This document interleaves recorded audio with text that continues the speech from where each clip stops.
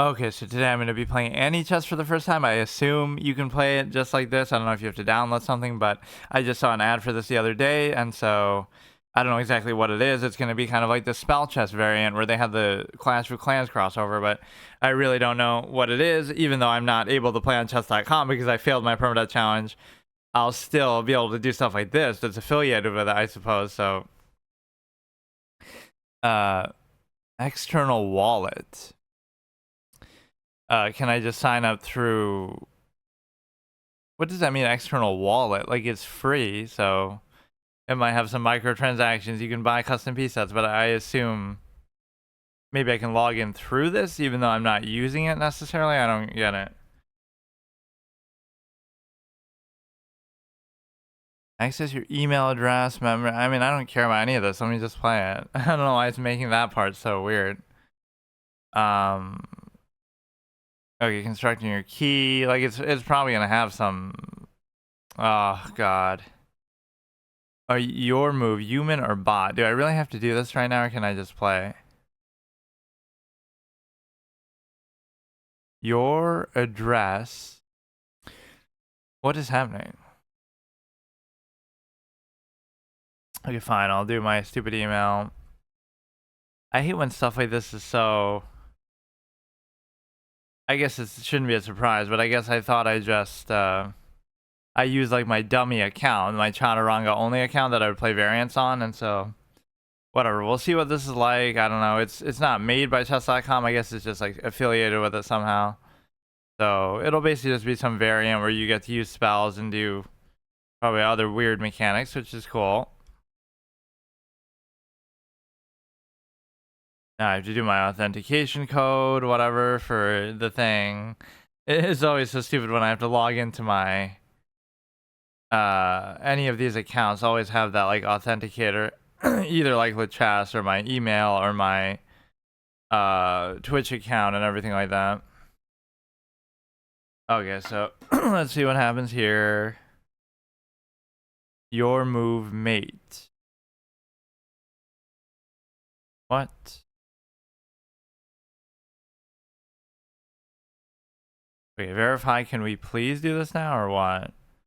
Welcome to Anichess. Verified human with a flair for chess. Now, are you even going to have other people playing this, or is it going to be you have to play against the bot, which I always find pretty boring, but basically my other series I'm doing for chess is basically just the permadeath chess game gauntlet. Like I play different chess games on Steam and stuff, and I I play each one till I lose a game. So verified human. No, what if I want to uncheck that? Let's start the gameplay now. Thinking of using imposter on your knight, you might create the perfect Trojan horse. They're sneaky. Rook's doing squats, getting strong. Watch tutorial. Okay, sure. Welcome, I'm the sheriff. Maybe you've crossed paths with me in puzzles before. Not your friend nor your teacher, but I know this game inside out. I'm here, so you're here just to show off, basically. I'm here to ensure you know it too. Click anywhere to continue. I like the UI and stuff of it already, which is kind of what I saw in the ad that, you know, might have some appeal. It's interesting that you don't have to download it either. I don't know why, you know, chess does so much better in a web browser based on the sites than it does with any video game. They're all dead. That's always what I lament. Like, oh, this seems like a cool thing. Like I'm playing some random, you know, chess game on Steam, but then it has no player base. It has no community to it. What the fuck is that? I should change my name. Nice to meet you. 4 options of way to start strong with quick match, rank play, play a friend, train with bot. Rivalon and Anichess will step up. Ready? Let's begin. Can I change my stupid ass name?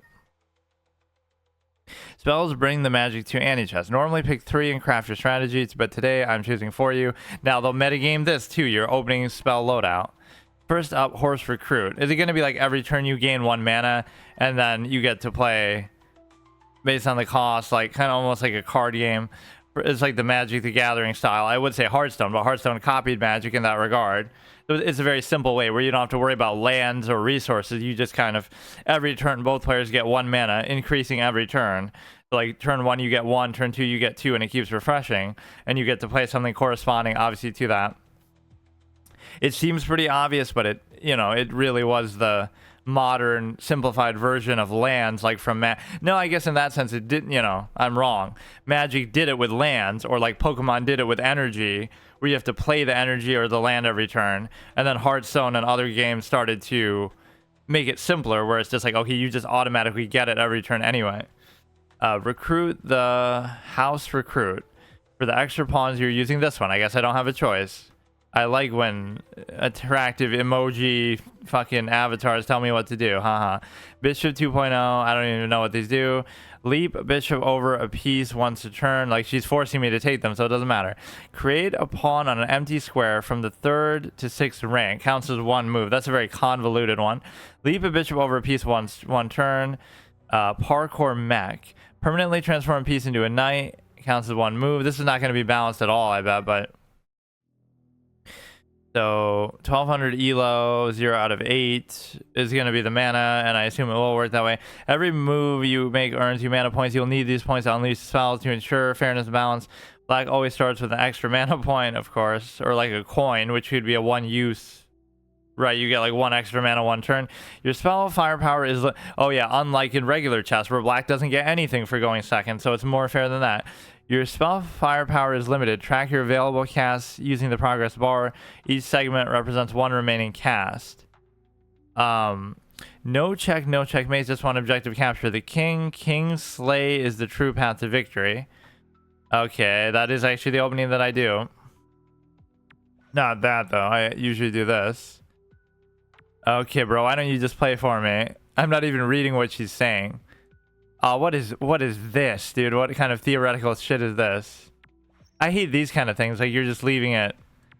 You were leaving it uncovered, but it's all part of your master plan. He could have... Whatever. Okay, bro, I love it. Okay, now it's gonna tell me... But I can figure it out as I play. I don't really care. What I like in doing these, assuming I'm so good or so much better than my opponent... I like the idea that, oh, I could get by just playing better fundamentally, and so the variant aspect won't even matter. I'll just beat them conventionally. Right, and I'll be someone... What is this voice line nonsense? This must be based on some existing universe. So you're attacking the knight. He gives a check. I take a knight. Wait, they take a queen. I check. Wouldn't it have been better to do that? Bishop hops over a piece. What is he doing?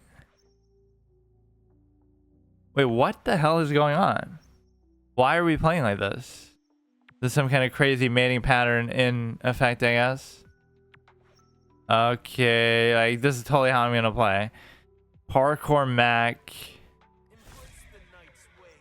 Oh my god, this is so convoluted.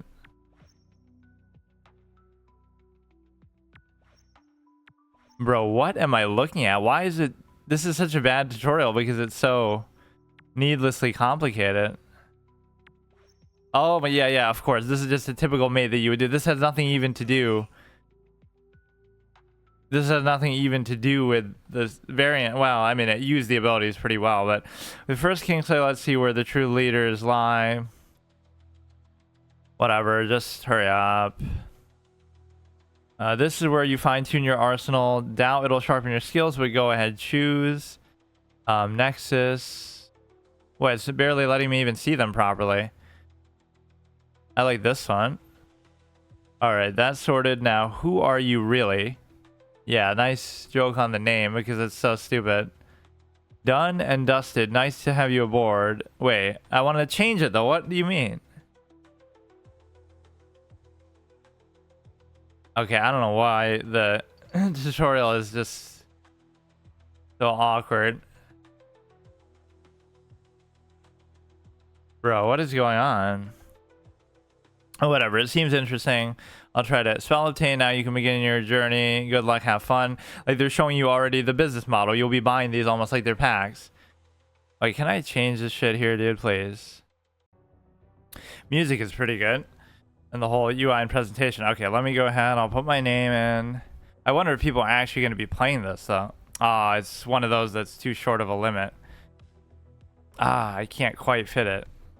Oh, I can just use my little OQG thing that I do. Rating selected, I'll say I'm like 15 to 19, I guess, depending on inflation and everything.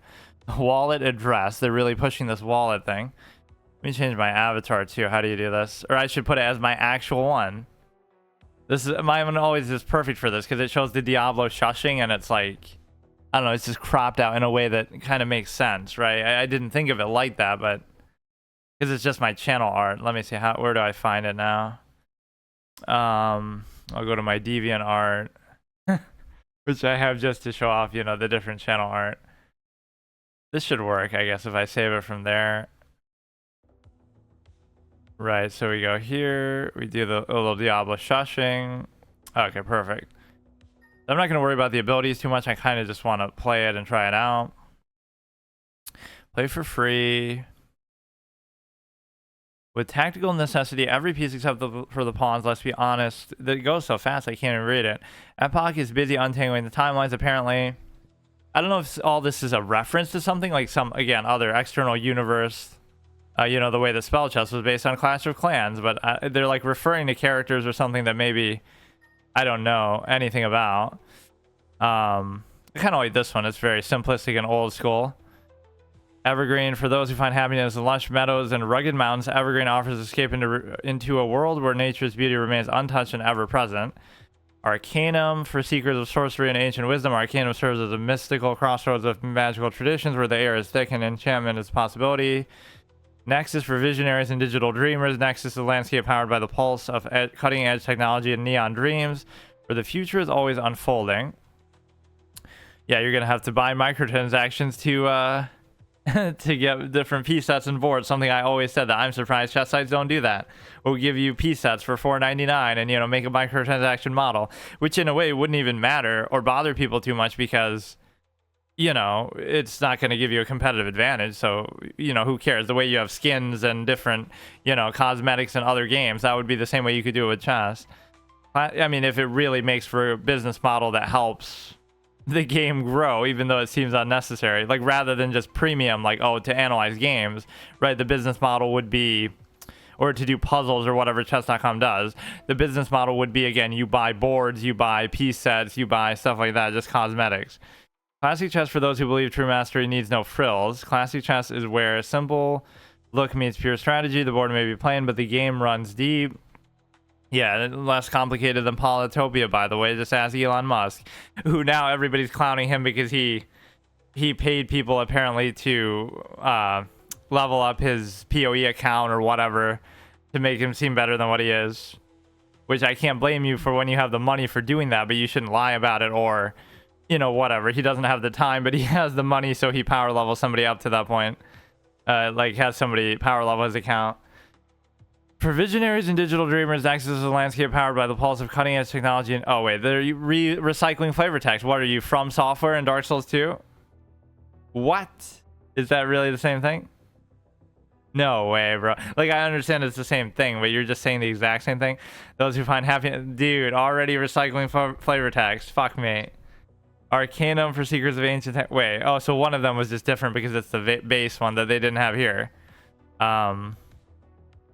Win one ranked match to unlock Mochaverse from the Mocha Fam ready to write. It should show you what they are. Or what is that? Like, I don't know if it's showing me just some generic icon here, or like how could that be what you're playing on? Right? It should tease you with what it actually is so that you have something to work towards. Is proving ground where every game forges reputation of spell mastery that speaks louder than words. Base, on-chain daily, and unapologetically you. Base is for movers, shakers, and game changers who bring 1 billion people on-chain.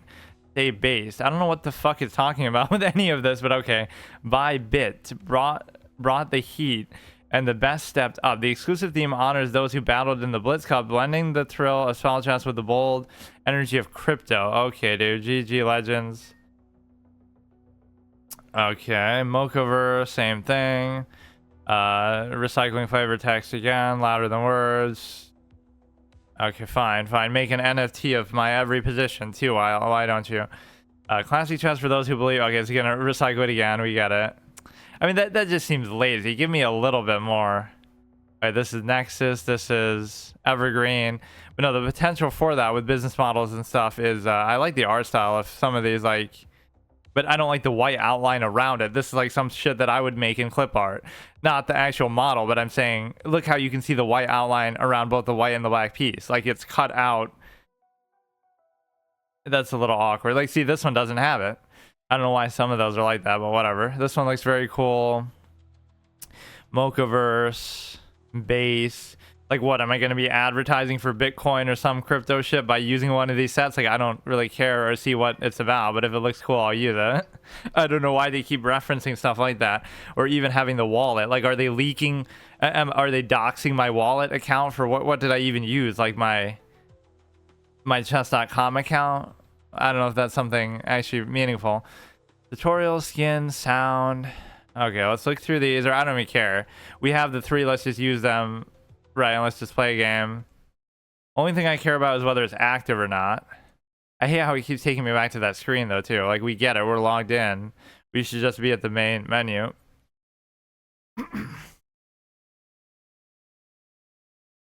Yeah, I like the whole style of it, at least for what it's worth. 3 spells per match, ideal for deep spellcrafters. 1 spell per match. I don't know. Like, do I really care? Well, again, let's see if we can even find anybody. Save selection is default. Oh, well, duh. I'm obviously only have 3 options, or classic. Okay, I'm more of a classic guy, but for this purpose, we'll do rapid. Challenge expired. What do you mean? Match found. Okay. Starting battle. It's lagging a little bit. I don't... Or maybe this is just how it is. It feels abrupt. Starting battle. Yeah, starting battle. It looks like it froze. My computer can't handle a browser flash game. What is happening? I don't know if I reload if that'll count as leaving or something.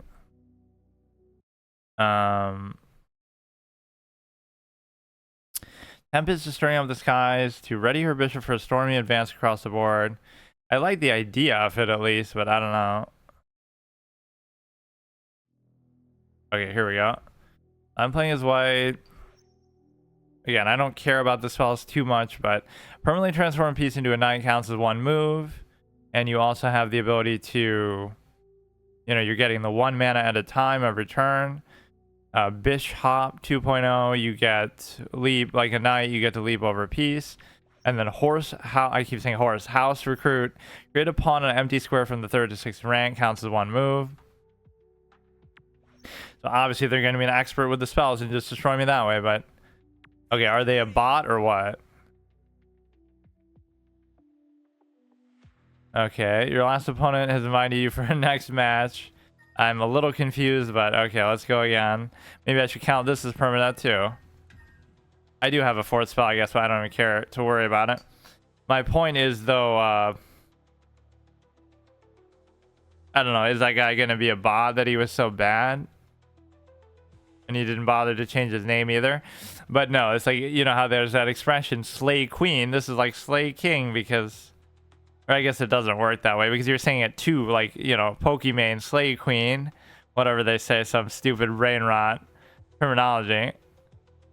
They keep saying King Slay. King Slay is the whole mechanic of this, which a lot of variants, to be fair, do that, where you don't give checks. You somehow just have to actually capture the king, which is very different because, like, I don't know, you could create a mating position, but then they could mate you before, or they could use some mechanic to subvert what otherwise would be a mate, right?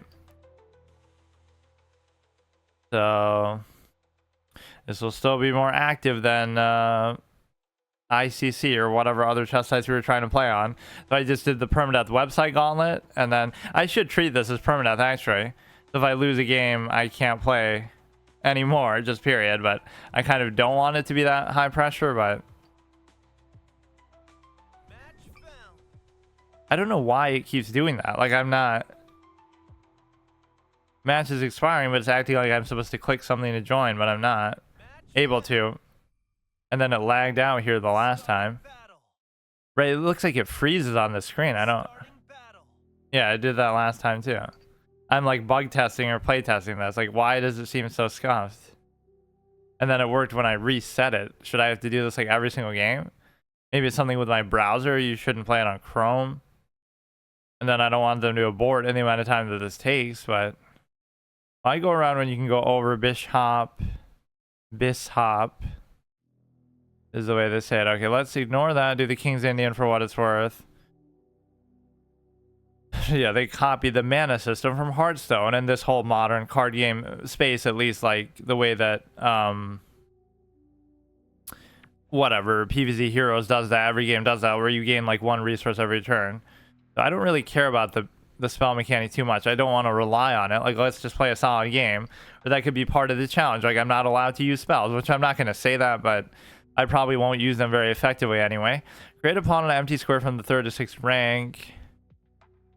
I don't know exactly how to use some of these very optimally, but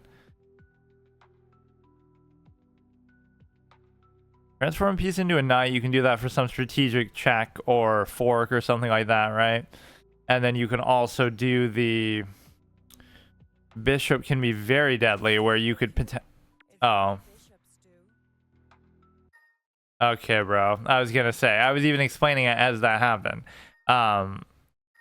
Like, oh, you could use that for some very scary potential mechanic, but how? Okay, fine. Maybe I should get like one try for each mode, one life for each mode. Oh, you should still be able to pick 3 though, because then you can bluff as to which one you're going to use. It shouldn't be so predictable that, oh, I have one, so you know what? That's stupid. Let me pick as many as I want, but I can only use one of them. Slip. Why can't I? Move a selected piece diagonally to an adjacent square once. Can't capture. Deals 1 mana. What? Move a selected piece diagonally to an adjacent. It makes it seem like you could do it to your opponent piece too. Diagonally to an adjacent square once. Can't capture. I want to use something simple that like I could use every single turn. Spawn pieces of the same type with the opponent once. Let's just do that. So we're playing as if like we're not really going to use it or rely on it too much.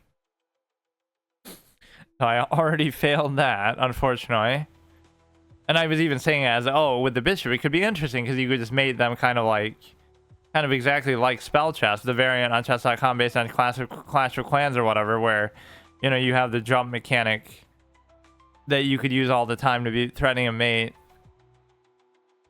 It's just like your brain's not wired to think about that right now. Like, oh, I'm so used to my openings that I'm such an opening theory expert, but not really. But just, you know, I wasn't really worried about that so early on. Let's see if anybody's even playing this mode.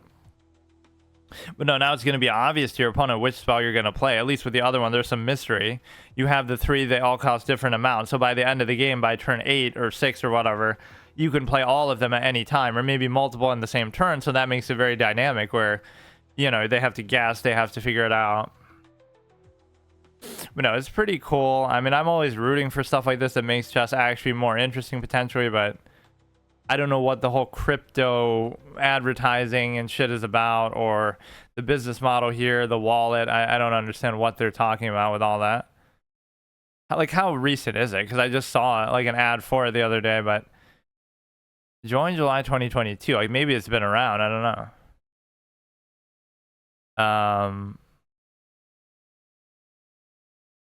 2024. Maybe what I'm aware of is just more so the overlap with chess.com that they're starting to sponsor it, so that's why I saw the coverage of it. So I guess I'm living proof that, you know, oh, that sponsorship worked because, you know, I became aware of it because of that when I otherwise wouldn't. So there's 2 problems with the matchmaking. One is that every match seems to abort, and every time you join, except for this time, I guess, you would have to like reload. Clearly my gaming laptop can't handle fucking chess in a browser. Like, although visually I do like the whole style of it, and I do like the you know, whatever, the whole presentation, the music, even the mechanic of it is interesting. So what could I do where like I switch a piece with another piece that would be very good? Like, what if I switch my king with their king, but then they would kill it first, right? You could literally do it with the king. So if I get my king in a safe spot, or I don't know. Look at him play like a speed demon. Riv, is this the Riv HD, who's been in one of my viewers? It could be, bro. He got so bored of regular chess because he's so good that he started playing this. Imagine that. Literally like me. We gotta move that stupid knight somewhere else. Okay, what is theirs? Move a selected piece like a queen once during your turn. Can capture. Wait, does that mean I'm just screwed then? Like, he could just win the game, right? Move a selected piece like a queen once. How would I play around that? I don't even get it. If I do the queen swap, right? Let's try it. We'll do the queen swap. Now they could take mine, but then I could take theirs. So we just take it out like a queen. I don't know what the hell that means because so what? You could just move a queen there and just, or no, it means once, but like, so they could move my queen somewhere and just capture it anytime they want. Like, why is that a fair mechanic? Now I could do it again too, like anytime. In fact, this is probably my perfect ability now that I think about it. You know why? Because like I'm such a trade. Wait, what? What happened? Wait, I thought I kind of trapped it in there, but I'm very confused. I don't know what happened, honestly, but the point is that, oh, whatever, bro. Whatever. Okay, the point is that, why is he so fast? What is this guy's problem? Just intimidating. It doesn't really matter. It's not like I can, you know, do anything with it, but now you can walk yourself into a mate, of course, and the reason why is because, why can't I do it like now if I wanted to? I mean, obviously I lose. The point is that, dude, he's so fucking fast. He knows what I'm gonna do before even I do. But the point is that, what was I saying? With his being able to move some, yeah, because I'm such a trade happy kind of clown, right? It benefits me to have a spell that's gonna compel trades like that. I guess that was a very bad move though.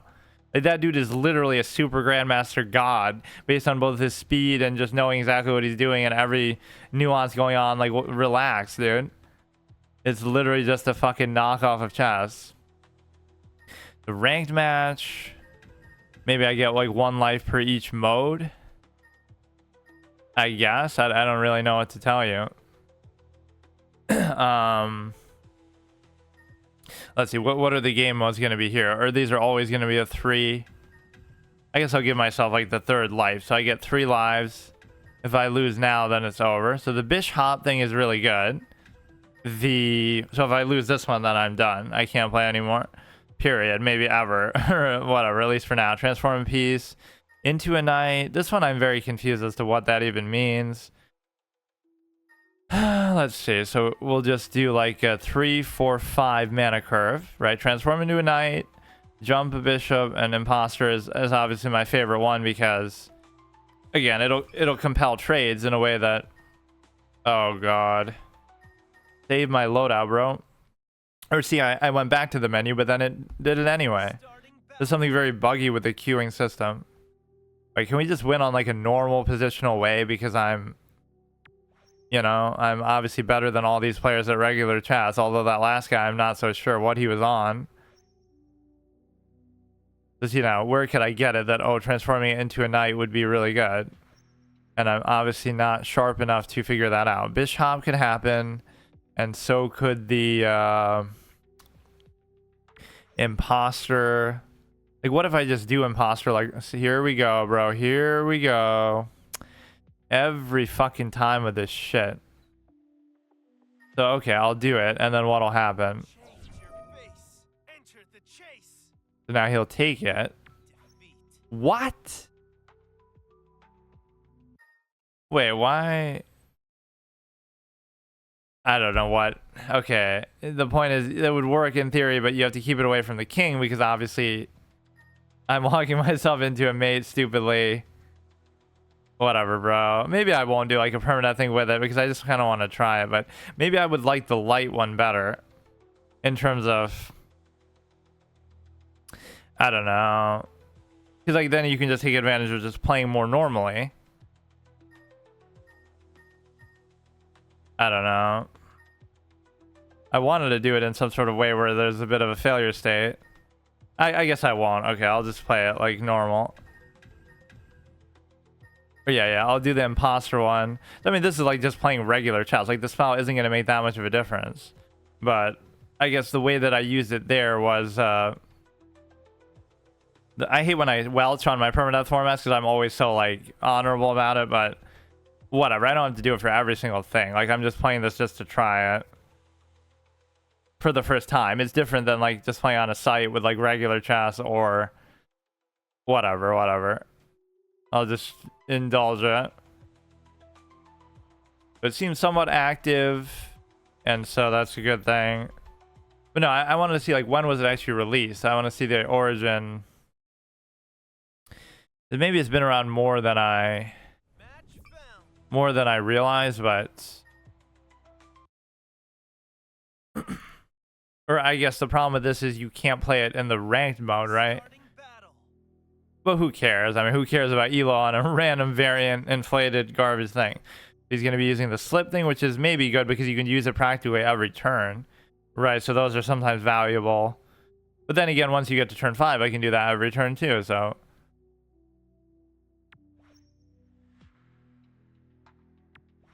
But no, I don't think I even like the 3 spell one then. I'd rather, but that's the whole point. I'd rather just play regular chess period. Oh, here we go, bro. But he doesn't have the jump one anyway, so it doesn't matter. That one seems very, very popular because it's just so convenient, right? You'd be threatening mate like right then, right now. Selected piece diagonally to an adjacent square once. So like you could do it and then also move, but you couldn't capture. But what if you capture first, but you can't use it then, I guess? Magister, he's really getting into the RP of the thing. Like maybe there's certain spells that you can use after your turn, the same way that, or like on their turn. That would be kind of cool. Like you triggered my trap instead of a spell card. It's a trap card, like in Yu-Gi-Oh! You know, I could use it now if I wanted to somehow. But it would have to like make them wait then for you to potentially do it.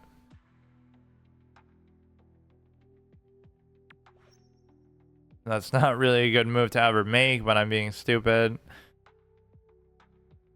So we can switch positions of something, but I don't know why I messed that up so badly because I wait, what? Oh, but see, it's not mate. It's not mate because I mean it effectively is, but they could find some other way out of it. Or no, I don't want to do a rematch. Maybe I shouldn't be allowed to play ranked anymore then, at least, since I lost. Yeah, I'll just farm people here. Right, because, oh, I'm better than it's like the bottom feeder effect again. Like, I'm better than just the average person, but even though the bar is very low, so I'll just beat them, not because of the variant, but just because inherently the average person on here is not going to be very good, probably. I always wonder with these two, like how many streamers have played it. Like, has Hikaru played this, or how well known is it?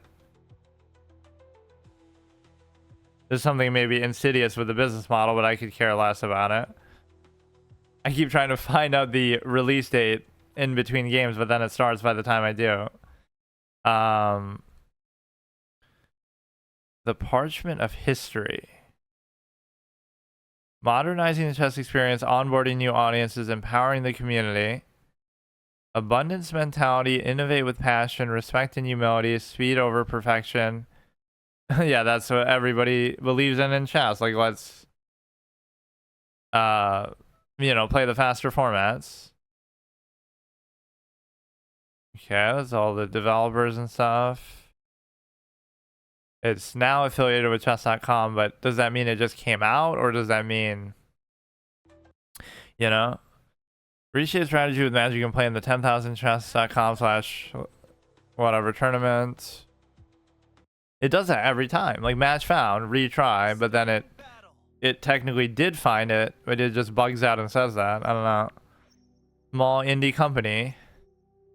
Even though they're affiliated with a big company, I mean, obviously, I don't know all the background of what this actually is. Okay, he does have the bis-hop. I almost just walked right into it.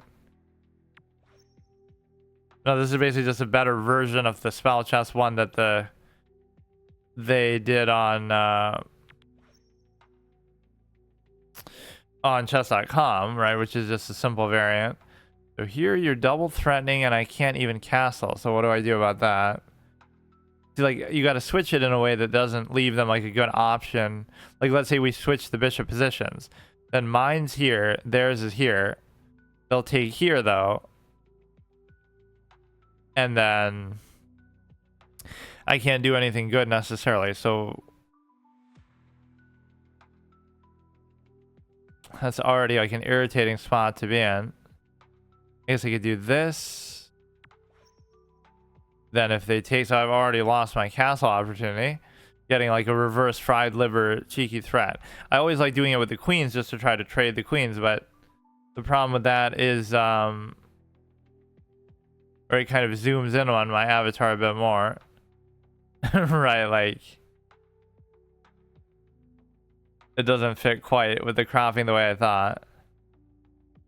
So if I switch the queens though, the king has to not be exposed. So I switch it, then they're compelled to take mine.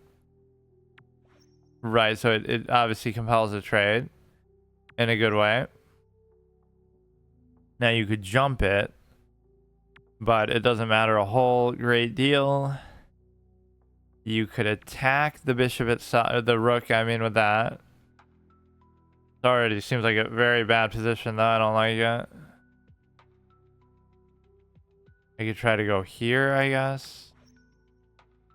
They take there, we could double take, you could give it a check there. Yeah, that's already a bad position to be in.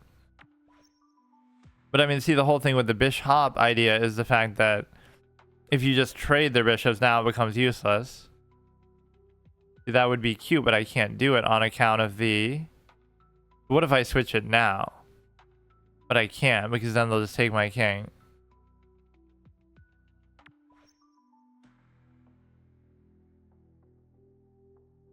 They could come to the back rank and actually give a check, which would have a certain amount of value to it. Right, effectively a check, even though there aren't checks in this mode. So the switching shouldn't be done in the presence of the king, otherwise you could get, obviously, taken right there. I don't know why I didn't think that would happen the last time. So it caps out at 8 mana. You can do effectively what is a mate. I don't know if there's some cheeky thing they could do that would save them. Right. Like how are you falling for this mate? Right, these people obviously suck. There's nothing really nuanced about that. Or I guess it's not a mate then. So now could we switch the position of something or what?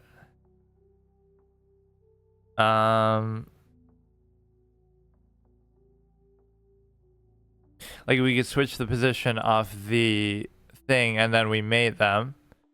Right, if I do this, if I'm not mistaken, you could take that, but it doesn't matter because you're already dead. Right, so that was a good use of it. You take mine, but I take yours and it's already over. You go here, I still have to come back, but I don't have to come back. Like, literally, you're done.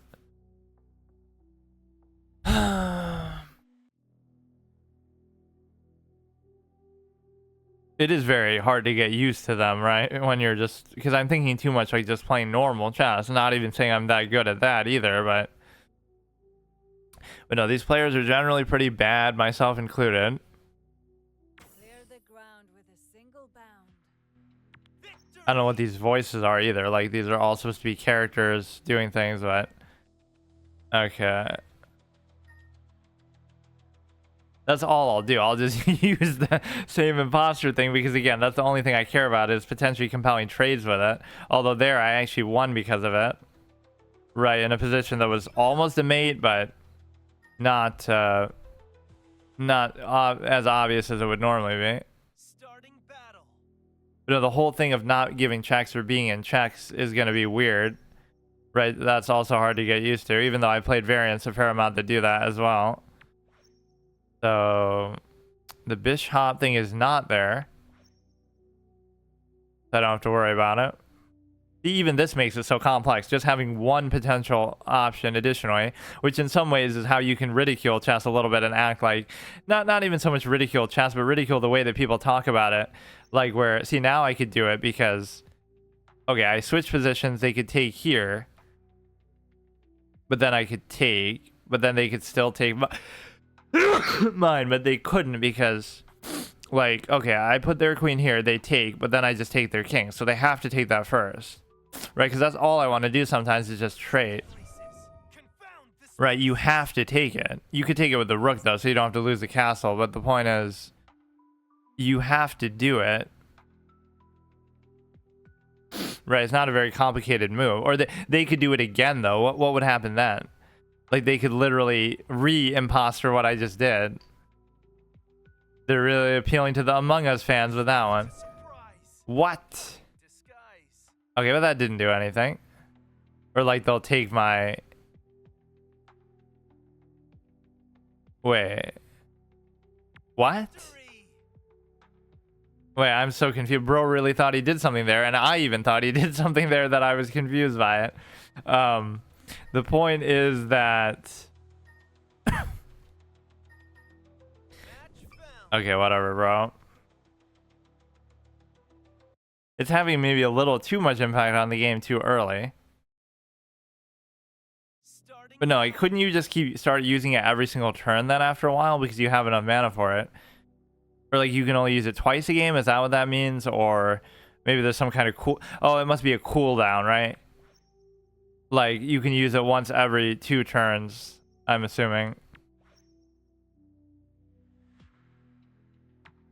The parkour mech, not a very good one to have, honestly. I mean, the game's going to last at least 8 turns, obviously. So the higher cost ones are going to have a clear bias. Why would you use one that's lower cost and not as good, right, when you know the game is going to drag out that long? Counts as a move, as one move.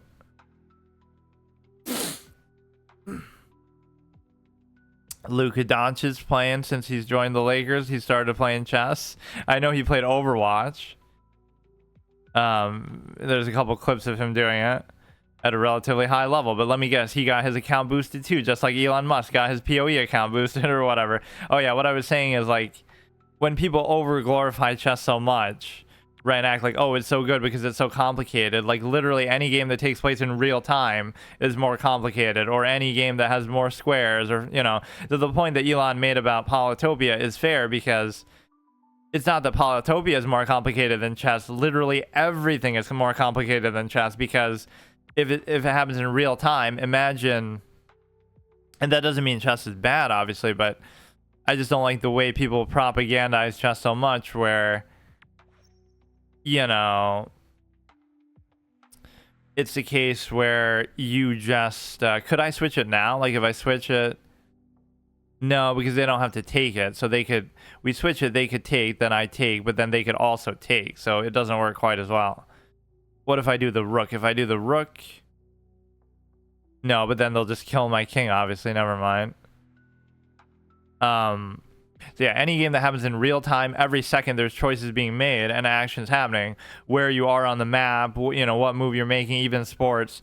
So in that sense, they are more complicated, because the only reason, see, it's sort of a opposite interpretation fallacy. Like, chess is so complicated because there's millions and billions of positions to learn, and opening theory and this and that. But the fact that you even can study it and you even can learn it is because, not because it's so complicated, right, relative to other games. It's because it's actually more simple than other games, because it's a controlled environment that you can learn, right, the absolute best option every time.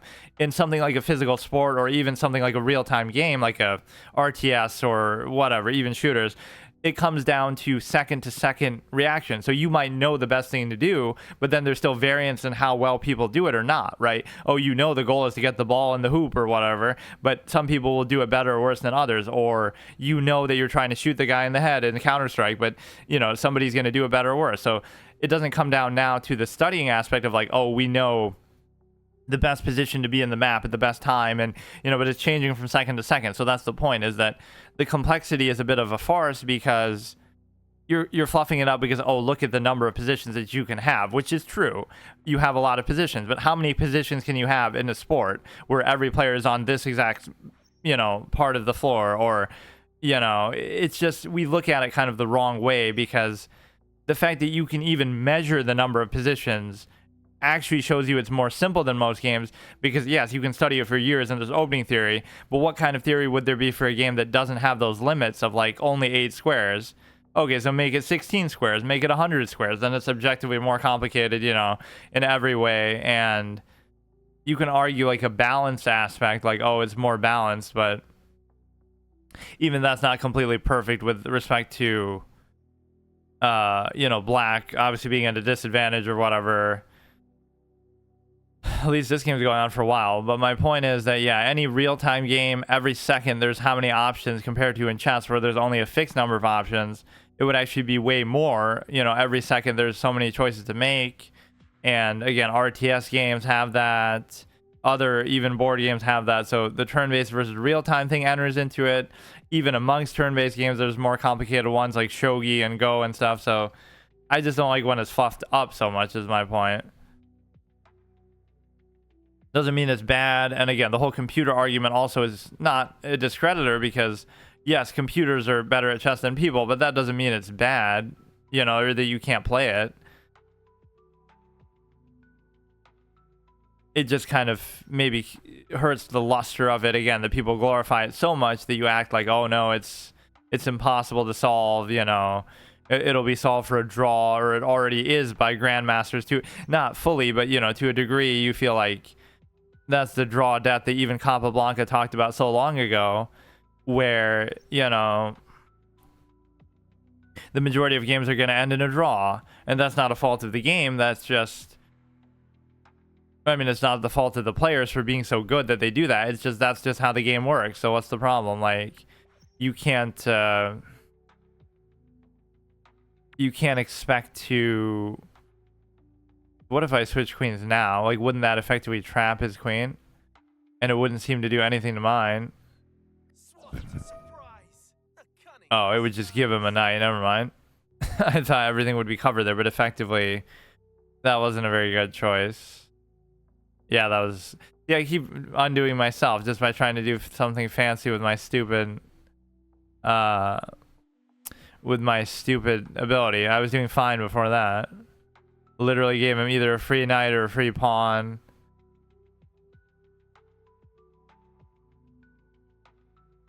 But yeah, that was kind of the logical razor I used years ago to explain that. Like, oh, chess has X number of billions and trillions of possibilities of positions and moves, right?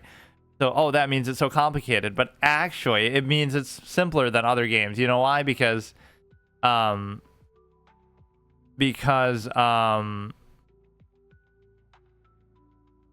I don't know why I even did that. The fact that you can even measure it, as complicated as it is for a human level, of course, it's still very difficult for people to learn. I get it.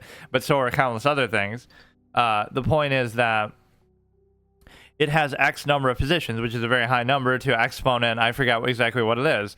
But the fact that you can even measure that and put a number to it means that it's actually less complicated than any real-time experience or countless other games that you can't even measure, right? You can't put a number to, oh, this person is on this blade of grass in this sport at this moment, and then 1 second later they're on a different blade of grass, and then, oh, another second later somebody else moves to another blade of grass. Like, you would see how much folly there is in even trying to measure it like that. So of course, you know, you wouldn't even be able to measure it like that. So right, that's where it completely, I don't know, it makes it like somehow measurable, where it seems like, oh, that's a good thing because it's balanced, right? And it doesn't come down to certain physical advantages and things like that, which is good, no doubt. But don't mistake complexity in that way for one that you can actually measure and appreciate, and for the other one that like you wouldn't even be able to right, compare it that way. Attack both of these. They're not really using their ability at all so far, which that one's too much of a commitment because you have to, that's like my nightmare ability. Why would I want to transform a piece into a knight? I want to get rid of the knights that I already have the whole game because I hate them so much and they suck as a piece objectively, the worst piece in the game. Even worse than pawns from the perspective that at least pawns have an upside of being able to promote, right? Whereas the knights are always a headache, always a liability, always getting threatened and pushed around. In the worst case, they're a liability. In the best case, they're still worse than bishops. So, you know, you'll get this closed structure octopus knight kind of thing that's just so optimal, but it still doesn't justify it. Because I hate when people say that too. Oh, but an octopus knight. But, you know, you have a bishop pair, then you have other, like, you can't use the optimal use of it as a basis for its value. Right, when you're mentioning a bishop, you're mentioning it on all its forms: closed position, open position, bishop pair, no bishop pair. You're accounting for all those possibilities. Same thing with the knight. You're accounting for, oh, it's getting pushed around in the opening, and it's a liability, and it's this, and it's that, and it's also an octopus knight. It's also closed position, open position. So, you know, you have to account for all of those things. You can't just say, ideally, it's, you know, good here and only here. I'm probably missing opportunities to use my spells properly, but obviously I would do better almost without them at all. But but no, who's to say? Like, this game itself is more complicated than chess, and who knows, it could be balanced based on the costs and stuff. But I feel like after a while the cost starts to not matter, right? We could both use the ability every single turn, and, you know, who cares? But right, in a way, the mana system doesn't work too well with this. I guess once you have 3 spells, then it starts to matter, because you won't be able to afford all of them every turn, or they'll have cooldowns. Or the fact that you can only use them X number of times is very nice, because that prevents it from being abusive too much. But yeah, otherwise I could theoretically use it like literally every single turn. If you take, I could still just take it, so I don't really care too much. Right, it's not really a bait to take the rook, but now you'll take here, attack here, but then I could take there. Right, that is maybe the temptation to threaten the queen there. But you instead have to go here. I could create a double stack or take the open file. I think this has showed you more than anything, though, that I'm really obsessed with chess, or that I'm using it as a filler category kind of shamelessly all the time, is that even when I fail my challenge on both Chess and chess.com and have to delete my account, I still find other ways to play it. You would think that would be the ultimate excuse to stop playing it, finally, but he's going to flag. I'm actually way faster than he is, apparently, even though I tend to be very slow. I somehow just love the visual presentation of this. Like, there's something, you know, even the way they're showing the clock going in there make chess more exciting with some sort of flashy visuals, but I've just always been disappointed or surprised that there hasn't been like some big AAA chess thing. Like, because of the websites you take for granted, like, oh, chess.com dominates the field and so does chess. Like, that's cool, but what about the, I don't know, like, there should be some video game version of chess that's super active and super popular and super, you know, has all the variants within it, has all the piece sets imaginable, fan-made content. Like, why isn't there some AAA go-to chess game that really dominates the market in that way that isn't just some website, right? Why can't that be the case? And I don't know. It could have microtransactions for piece sets and boards even. I wouldn't even mind, but I'm just saying, like, something super active, super versatile, custom game modes, mods that players can make, fan-made content, fan-made boards, fan-made piece sets, you know, some kind of other criteria with respect to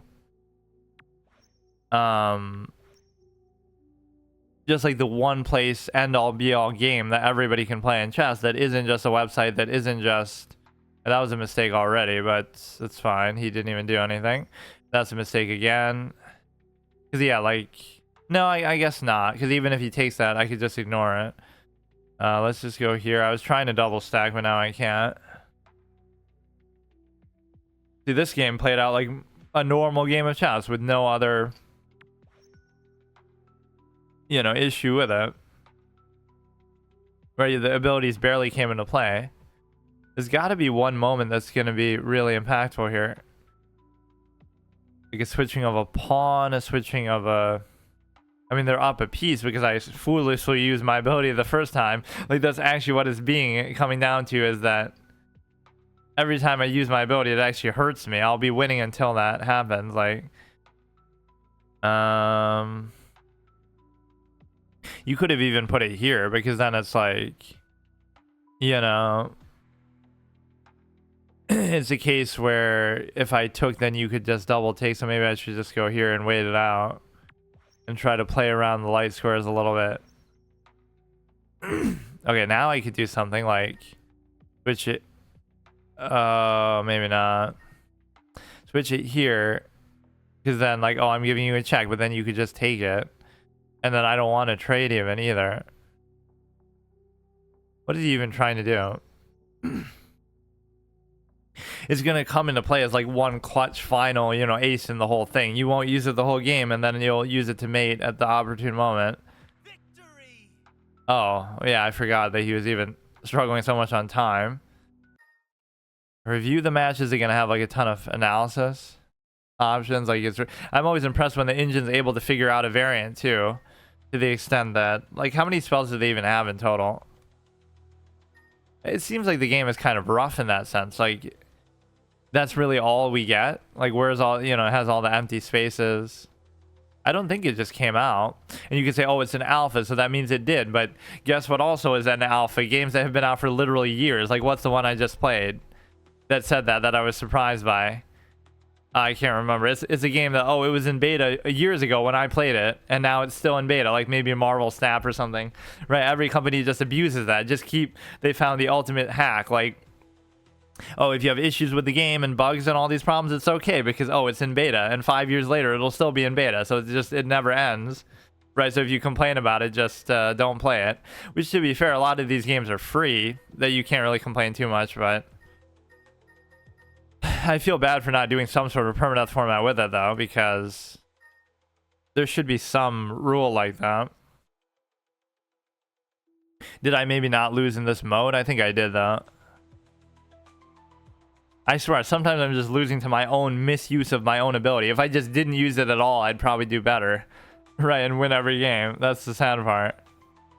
But the whole intrigue would be the one that really you use 3 spells and it's kind of batshit crazy. I tried making my own variant the one time, and it's like, it was so convoluted and complex that it's very hard to come up with a good balancing element to it.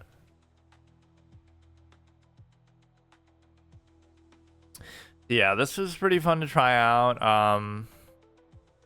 I guess it's a little unfair when you're doing it on a first playthrough to have some sort of failure state like that. Oh, if I lose, I have to stop playing. But that's sort of what I do typically. I mean, I have a permanent first playthrough format even in like single player games.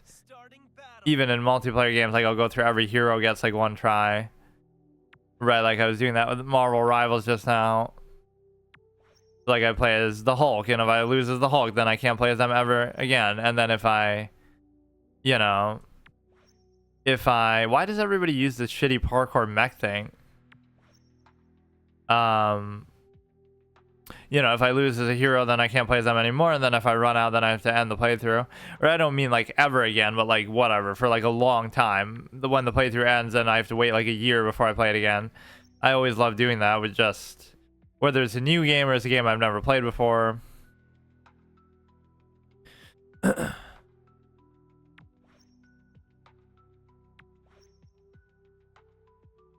You were already up to the 8 mana thing, so that part seems a little farcical, honestly. Like, you're acting like it's a card game, right? Like, oh, by turn 8 you can use an 8 mana spell, but the first 8 turns are going to just be the opening, so it's not like, you know, that honestly doesn't seem to matter much. Right now, you know, by the time it's turn 8, nothing's even happened, and you could easily just no, I don't feel threatened by this one. The bishop thing is much more, bis-hop is much more scary, right? I love how much I am a permadeath player and everything though. Like it's my format, it's my whole nature, it's my whole. There's like a whole psychological background to why I like to do that too. It's like a motivating thing. Like it encourages you to do better at everything because your life is on the line in a literal sense. I've done that in real life in ways to motivate myself too. Like when I don't do something like that, then I almost feel bad. Like, oh, I feel bad that and I hate when I say it. I shouldn't say it then, at least. Like I went into this saying, oh, I would totally do that. Just like it's implied, but then I somehow welch out of it, which is dumb. He acted like he did something there, but he really didn't. Like he was gonna win that. You go like this, attack the knight, weak link as usual. But no, the presentation is definitely stellar, right? I don't know if they have maybe enough spells in there, but it's amazing how such simple small changes can be so impactful because. You know, you can take a game like chess and just like add one new piece and oh, now it's so interesting, or add one new little gimmick or mechanic, and it's like that was a horrible move because this guy's just bad. I don't really get what he's even doing. He could bring the queen and then sack his rook and then mate, something like that. I'm just always too lazy with my calculation. Like that's the series that I got to do at some point. I got to go in person, even though it'll dox myself. Go in person and use like a little hidden camera, right? And just show the game, and just be like, show myself playing real people in real life. And you might come to find out, not that I ever accuse people of doing this, but like maybe the only reason why I struggle so much is because people are cheating online all the time because I'm way too good to lose otherwise. But whatever, like you look the person in the eye and you get to play them, and it's like you're playing in a real over the board setting, which I've never done in a, not like in a tournament sense, you know, against just random people maybe. But I don't have any idea what this guy is doing, but again, it's not even coming down to the ability at all because maybe something sneaky could happen with the pawn, but it seems almost like he's throwing on purpose. Or is he oh, is he gonna have the knight come in? I forgot about that, which could be his ace in the hole. He summons it there, and then it still won't be a mate though. Or it might have almost been. So we're trying to go for something here. You could easily stop. I'd be happy with the trade. I mean, he just seemed to sack like 3 or 4 pieces in a row that almost would make you scared, because then, you know, even when chess players make mistakes, it seems like this guy is totally a bot or something, man. I would love to do a trade, but I can't seem to figure out how to do. Oh, duh. I don't care even if I lose that in the process. But the point is that even when chess players make a mistake, you ought to be scared. Why? Because, oh, it's all part of their plan, and they'll sack a piece 15, you know, they'll sack a piece, and then 15 moves later they'll get a mate because they did that, right? Honestly, it becomes a paranoia factor. No wonder Bobby Fischer was paranoid, right? In real life, you have to be paranoid as a chess player. They give up a piece seemingly. Oh no, don't tell me there'll be something with the mech which he's forgot. Okay, that didn't matter for shit. Doesn't even matter, and I'll just kill it. Yeah. The point is that yeah, like even when they make a mistake, oh, it's all part of their master plan. I love that moment where, you know, Fabiano mates, or not, it doesn't mate, but beats Alireza in like, you know, 9 moves effectively because he falls for some basic trap that is so stupid. Again, not for some, I'm sure I might fall for that because I'm not an expert player, but when you're a grandmaster and you've played your whole life, right, you probably shouldn't fall for something like that. There was that moment with Ding as well where he falls for like a 2000 elo effectively trap in one of those games against Gukesh, and it's like, I forget exactly what it was, but oh wait, I had the mate too. But yeah, you can't get a stalemate then because you have to actually mate them outright. Whoops. Oh, come on. Fucking. Oh, God. Now you're going to make me practice a king and a rook mate. You're so stupid, bro. Says me. Like, obviously, I should have. Okay, bro. Come on. You're really gonna put me through this right now? I forget how to even do it, but you kind of hug up against him and you don't actually check. Okay, thank God. It seems like a bot because he just moves in such a robotic, weird way. But no, this is like the first site that I'm playing on that I don't have some sort of permanent condition. There should be something to it. Like, let me try to think. What could I do that would be like, I could do like a set goals. Like, oh, I have to get to 1500 by such and such time, or I have to, I don't know. I can't fall below X rating, or I don't know what it could be really, but yeah, this seems sort of limited in terms of the number of spells. So I keep trying to research that and getting distracted so I won't queue up. Let me just try to actually look at the history of it, where when did it come out? What was the whole story behind it? There should be like a Wikipedia page for it or some shit. Anichess Club Preseason Cup. I don't know, it's not telling me like really what the whole story about it is. Vast Universe, oh, they're gonna try to do lore, dude. The Divine Siblings, Guardians of Existence.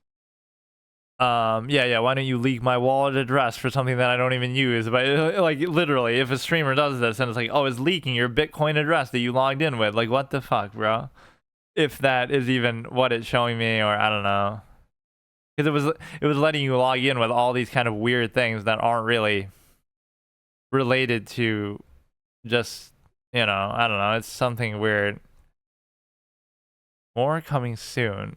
Why don't you just tell me the fucking release date, bro? Yes, he's even saying crypto.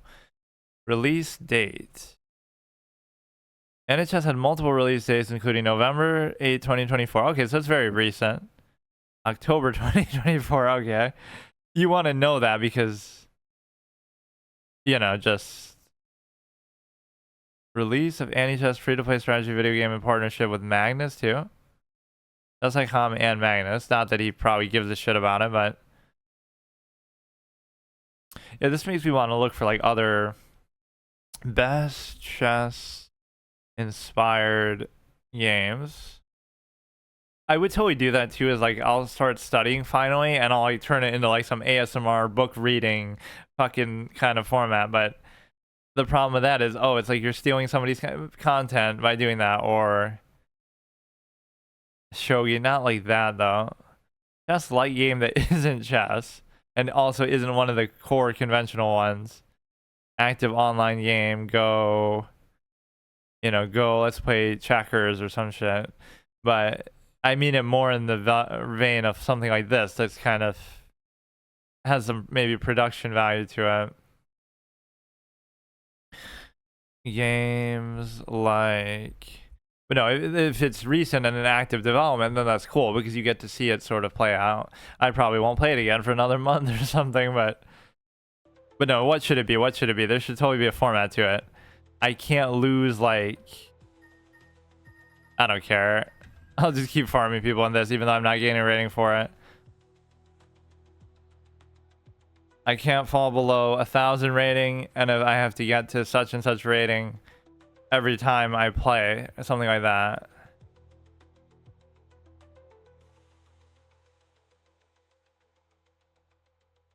But I'm liking the one spell mode more just because I'm obviously a clown who's not going to understand how to use them effectively, but it also defeats the whole purpose. Then you may as well just play regular chess if you're going to limit it. Like, I play variants just as an excuse to play regular chess because then I try to strip out the elements that are actually making them a variant in the first place.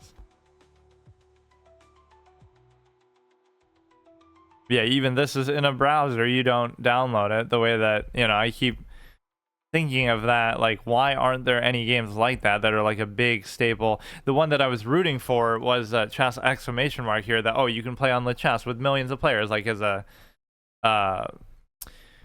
player base, so they sort of steals the player base of a website, right? And that would have been good, but the problem with it is it was very scuffed. You couldn't see the players' ratings in the game, you couldn't analyze the games in the game, you couldn't it had some bugs, you couldn't do other things with it, like, whatever. It at least allows you to play in a video game form with a 3D board and visuals and all this kind of stuff. So I was rooting for it, but it didn't seem to really do all that well. Is there somewhere that shows you like the number of copies, number of Steam copies sold? Right, that would be kind of a cool thing. For big games, you'll obviously know. Otherwise, you don't need to know. Publisher can see this. Numbers are not public. Owner estimations. Players now.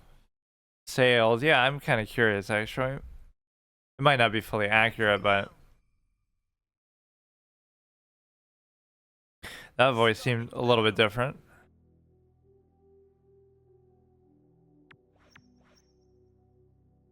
Okay, we're just playing like a normal game. Queen time. I don't fully understand this one.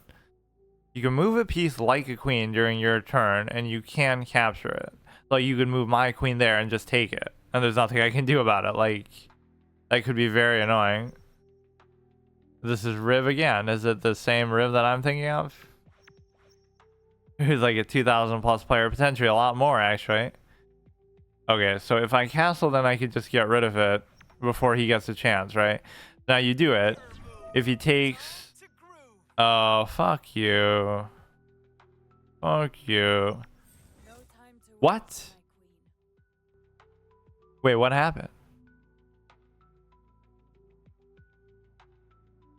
Oh, he moved it there until he did it so fast I couldn't even tell. Bruh. What the fuck was that? I don't know what to even do anymore. How is he so fast too? Like, is this the same guy that was clowning me earlier? That he was moving so fast that I was getting like intimidated by it. Oh, I don't care. He's too good. Bro, like, you're literally a gaming mouse god, try hard. Okay, so let's look here. Chest exclamation mark. Yeah, how many has it potentially sold? 62%, 39 reviews. 29 days ago. Released 16 months ago. Chess is immersive game, seamlessly blending something something. Current price $5.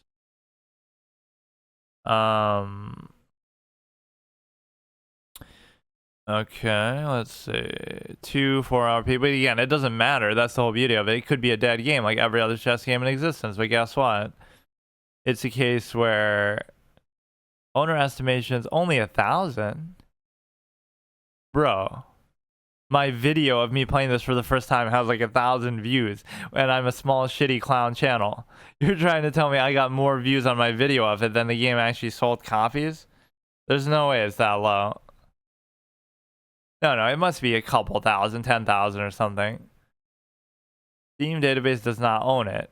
Give the game to our... Even we don't own it because it's so shitty. But then again, you're not going to own every single game.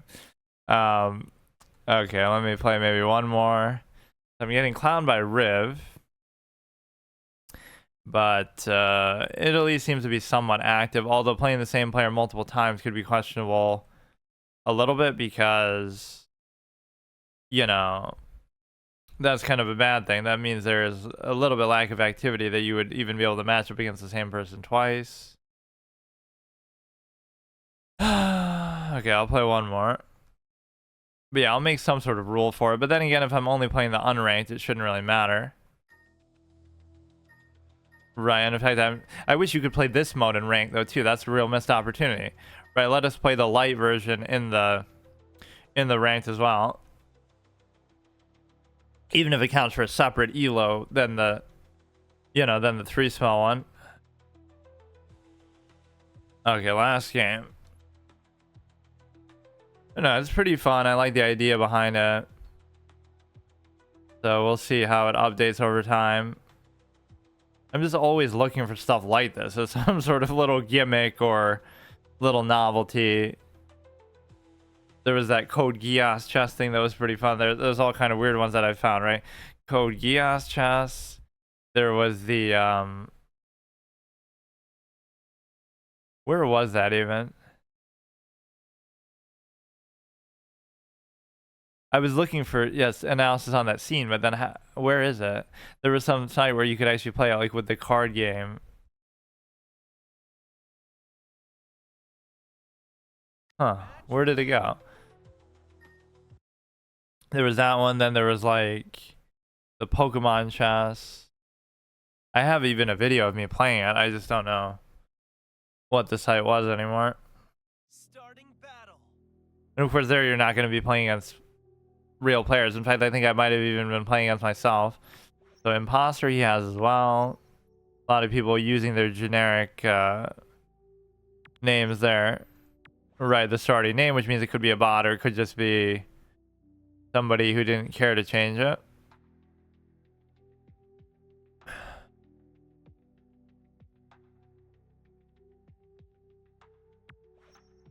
Okay, you attack that. You could do the cheeky little thing where you pork there, which I hate that sequence. Okay, come on. So we could do imposter with the queen, but I keep messing it up when I do it. The goal is to not give them something to attack into, which I'm bad about doing that. Let's just wait. Or I'll learn from them on exactly how to use it. The biggest mistake that people make with a game like chess is they try to play it like what I'm doing here. Like, look how fast I'm playing for no reason.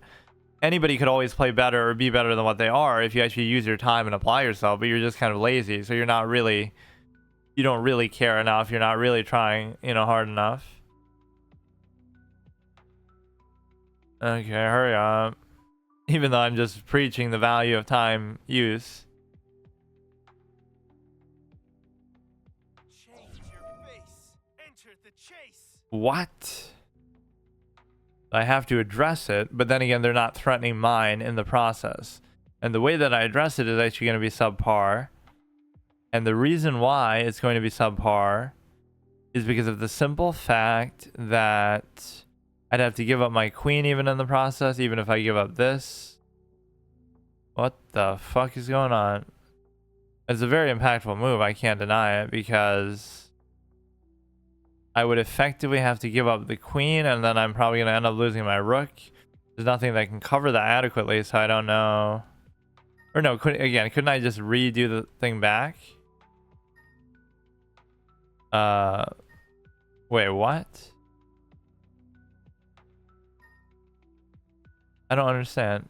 Trade places. Yeah, you can just redo it, which is oddly specific because obviously you'd have to have the same exact one to do that, but I just do the spell. I don't always use spells, but I do them just to counter them, right? Which was kind of how I would play in card games when I hate removal. Like, oh, the only spells I have are like counter spell or like magic gem or in Yu-Gi-Oh, or as a trap card, whatever. But you're not using it to use it, you're just using it to undo it. But it won't work with most things because this is just conveniently the case. So that was a crushing move, but I was able to just undo it and do it again. Then I'll do it the same thing. Like, he's trying to play the game like actually normally and smartly, but I'm just trying to be a clown and subvert the whole thing.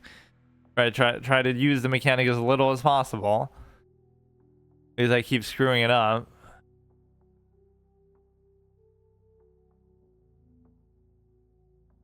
I don't know. I feel somehow nostalgic playing this. I don't know what it is that I'm thinking of.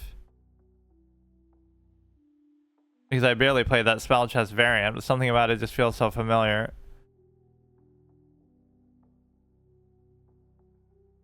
Bro, why are you taking so long for? You can't even use your stupid spell this turn. Okay, take, but you can't take. Oh, you just screwed up. You can't take because it's pinned. And so now you get to...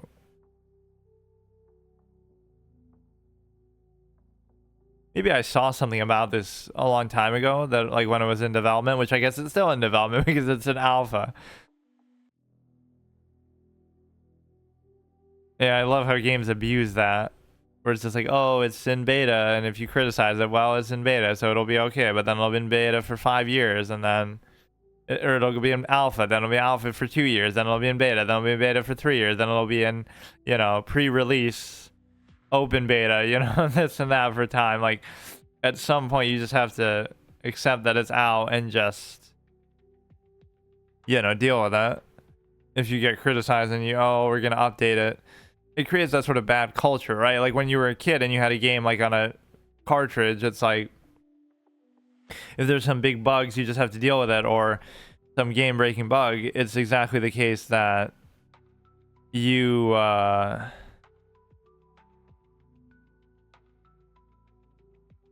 you would have to basically, that's probably a bad move actually, right?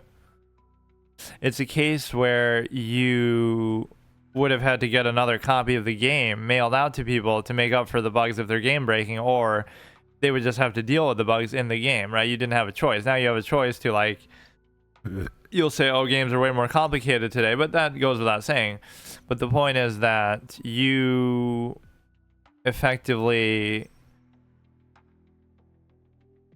I don't know, you can kind of rest easy because, like, oh, we'll just update it every day, and so we'll have bugs every day and we can just deal with it. So it creates more, like, it's okay to release a game in a buggy state because we'll just keep patching it. It's a good option to have, but you shouldn't rely on it or design games with that in mind. And, you know, even though Bethesda, I've loved their games over the years, it's the same thing, like, they get away with doing it, but at least principally I always would defend that sort of thing. Not that I defend the bugs, but it's like, you could see what they were doing early on, at least, like with Oblivion and stuff, like, or Fallout 3 even. Yes, they had some bugs, but their ambition was so high, like, oh, they're making games that other companies aren't really making, right, of a scale and a level that is so above and beyond. And so what happens is you're basically realizing that when you do that, it's like your reach exceeds your grasp kind of thing. Like, I'd rather you make I had an expression like that about something else, not them necessarily, but I'd rather see like an imperfect, like a flawed masterpiece than a perfect mediocrity, like where a game tries to play it safe, like, oh, we can make COD 1 million or something within the same basic maps and same core mechanics and perfect those. Like, that's easier to do than making some sprawling open world with so much thousands of hours of gameplay and different mechanics and nuances, and, you know, where your reach exceeds your grasp. I'd rather see you fail a little bit because of that, but at least you have a high ambition instead of, oh, we're just going to play it safe and do the same thing over and over and be very conservative and just maximize the mechanics within that. Right, same thing like with storytelling. We could make Spider-Man Part 1 million with another remake, and, you know, the same thing.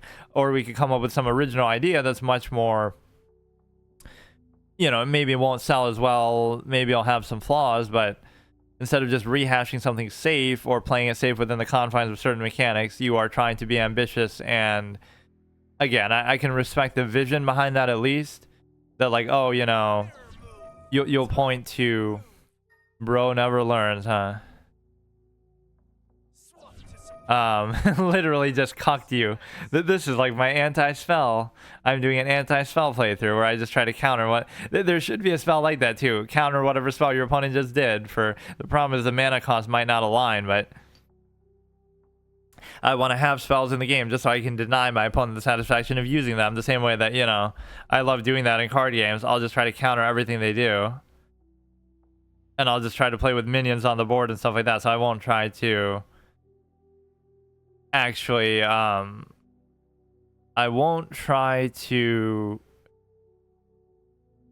use them myself. Or I'll just try to, you know, I love mechanics like that. In Hearthstone, I love the elusive evasive thing, like where they're immune to spells. So they're just good, well-statted minions that you play on the board. And then they're immune to spells, so then they can't do anything about it. What is Anichess? It's basically just like there's a couple spells you can use. It's like the spell chest variant on chess.com, but kind of expanded upon. So that he's going to set up for a double stack. I guess I can go here. Wait, why can't I castle? Did I ever move it? I don't think I did. So yeah, like this mode, I only have one spell, but there's one where you can have 3 spells at once. So, like, you can swap a piece with one of theirs once or twice. I don't know why I can't castle, actually. I'll just move here. I don't remember moving it.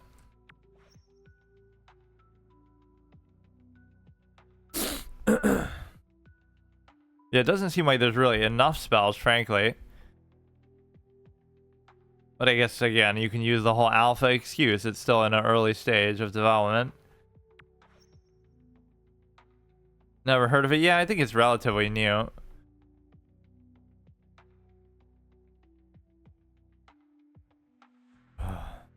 And they're somehow using it to advertise crypto, which I don't really get what the connection is between them, but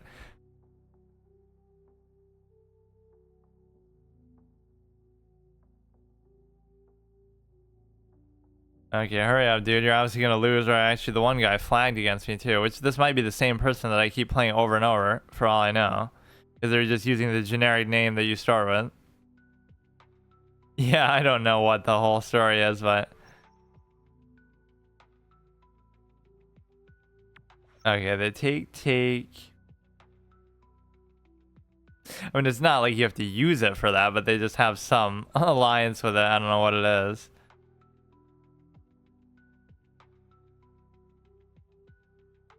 Let's see, we can give a check, take a knight.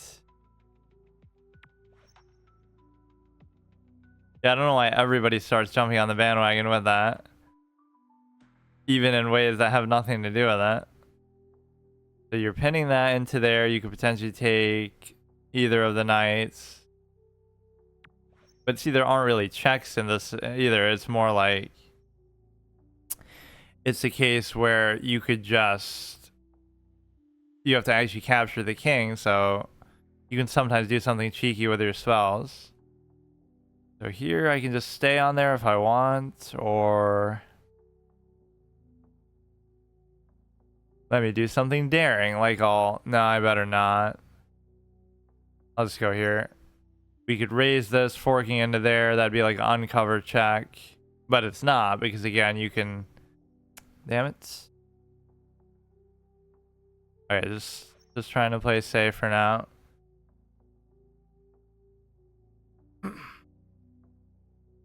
No, I love this. The way we played with the spell in this one. Like, we literally just negated the spells that they were doing, rather than doing anything myself.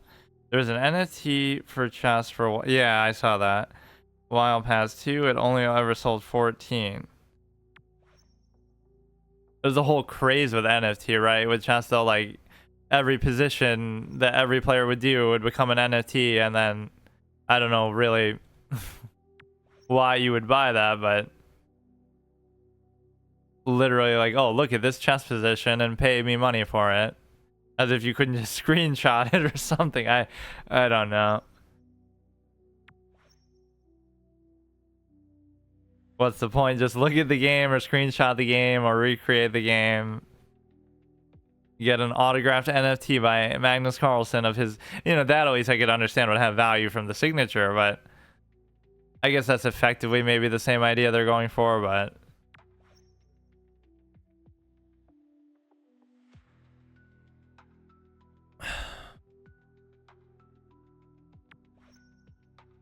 okay, they got the double stack. That's pretty scary, but it doesn't actually matter too much. They don't have any more spells to lean on either. So you go there. I could double take. My position is still a little busted, to be honest with you, but... Oh, that could be bad. That could have been bad. I was just assuming they were going to count. No. But no, I guess I can't do that either because... Okay, that's fine. I feel like I was cheated out of castling, though. I swear I didn't move it.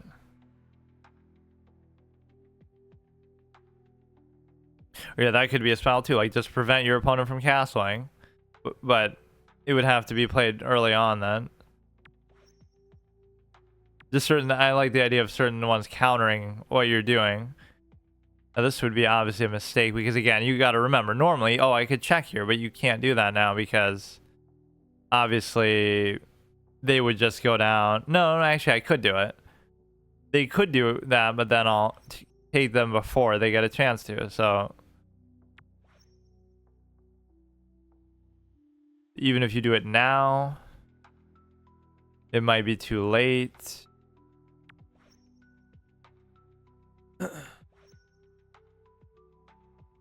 My position is pretty bad. I can't even block. Am I actually just made it if they go there? Ah, fuck me. How did they do that? Okay, let's look at the game actually after if it'll let me. And like... How did I not? Oh, he still fucked it up though, but now I don't have enough material. How was I not able to castle? Oh god, you literally had me, bro. Victory! What? That's the ultimate cheese. Okay, but seriously, I want to see that.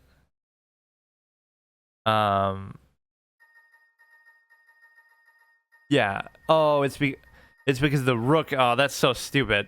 It's because the rook moved, but the rook still didn't even move from its starting position. It was swapped around because he did that. Okay, I get it. He did this stupid shit, then I did it back. So it makes it seem like, oh, the rook's never moved, which it technically hasn't moved a square, but it warped across the board. I get it now. But in a way, even if he knew that I was going to do that to counter it, because otherwise it would have been a really good move, then he just did that to negate my castle, I guess. That's so dumb. But then I still cheese it and win on that. Yeah, what was actually the release date? Let me see. It was... Say it on here. This was in 2022, but it can't be that old. They're just like, what is their whole mission statement? Community-driven, free-to-play chess game powered by magical spells and crypto, apparently. Founded by Animo Cab Brands, CA Brands.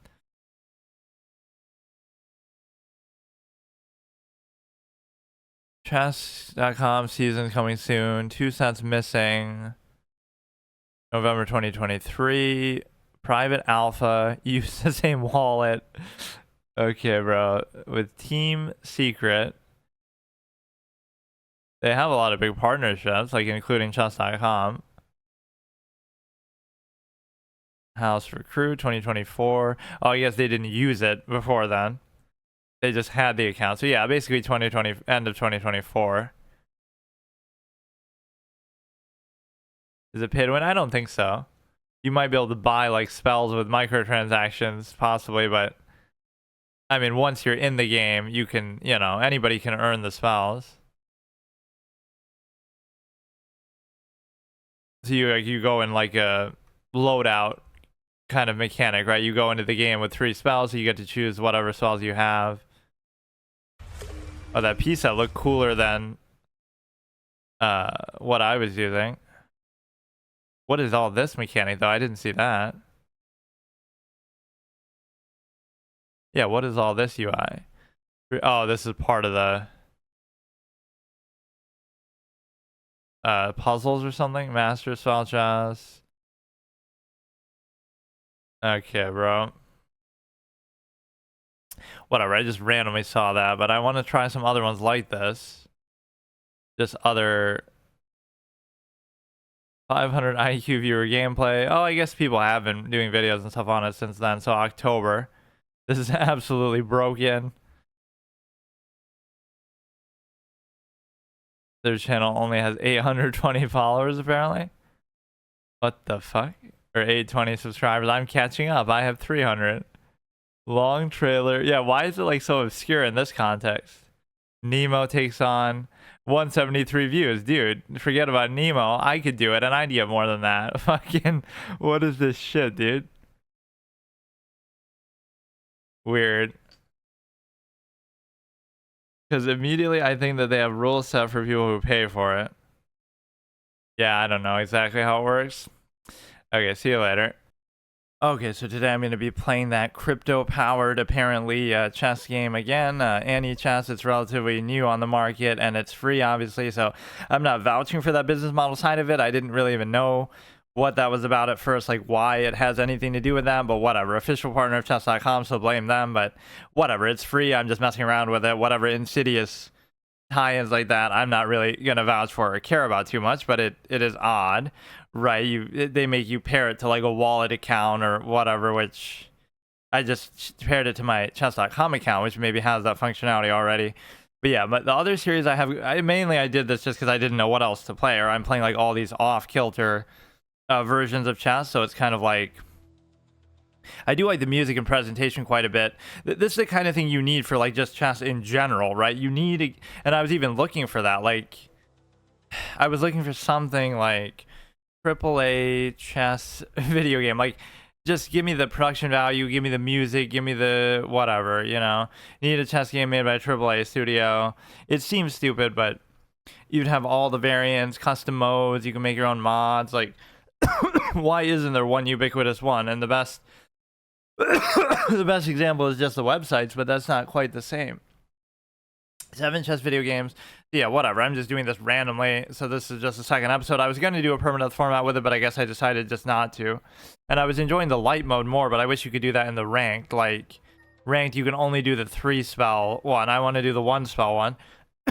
But it seems to be relatively active unless some of these people are bots, or then again, I was playing some of the same people over and over, like Riv, who may or may not be one of my old viewers, but it's just the same name. But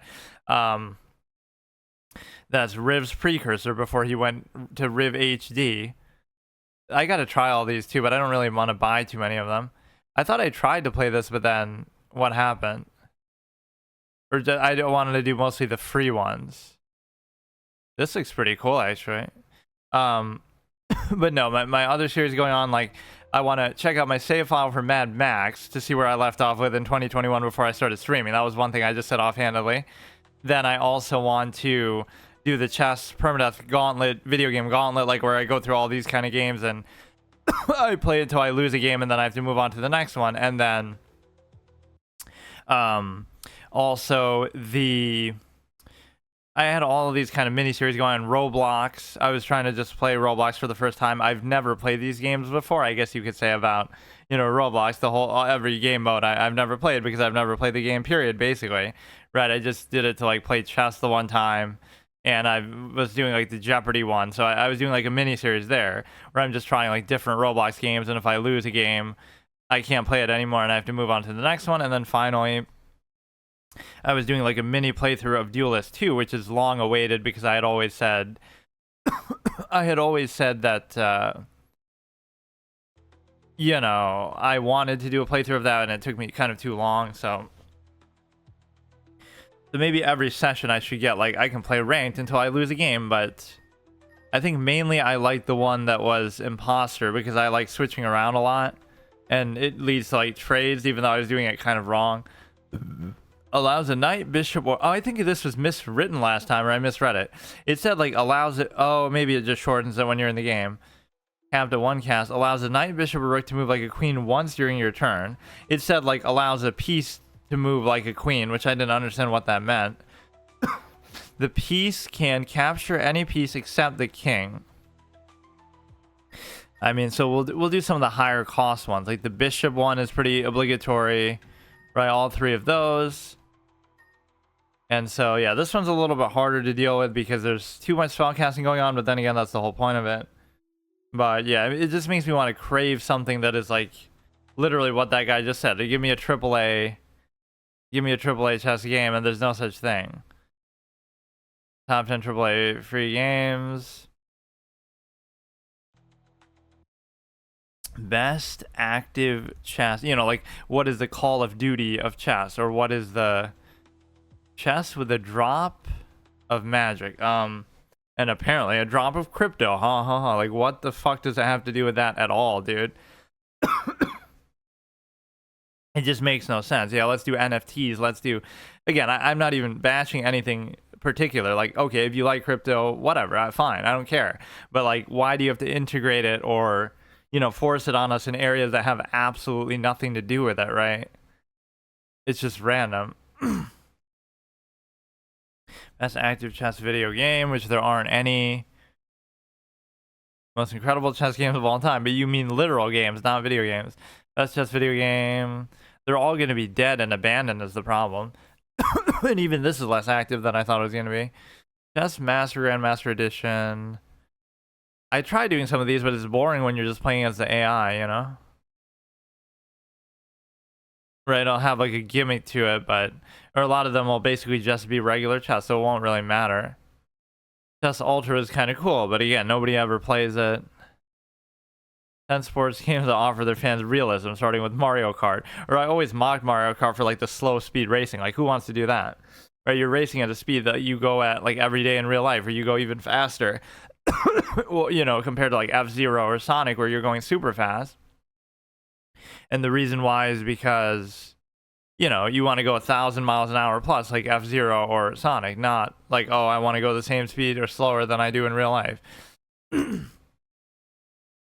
Pure chess for PS4. The biggest problem with them is the lack of activity, right? It's just not, they're not very active. I don't know what else to tell you. And I was even clowning the channel for this thing, like, oh, it has less views than my channel, or, you know, even a small clown like me, this always bugs out, which I don't understand why. Like, you joined the game, but it says it failed. And then, like, even, what was the other one? Apparently that game only sold 1,000 copies, the Chess exclamation mark game on Steam, which is unbelievably low. I don't know how accurate those statistics. There's no way it's that low. That's insane. Yeah, it's like one of those oversaturated things where, oh, here we go, bro. Here we go. He's gonna do the bis-hop. Everybody uses that. That might even be too strong. Right, as if the bishop isn't strong enough already. The way that the parkour mech is garbage. I don't think anybody's used it effectively yet. Right, it's trash. Nobody ever even uses it at all. Create a pawn. Okay, those are all kind of basic. This can have tremendous impact on the game, but I'm also too much of a clown to actually figure out how to use it. So,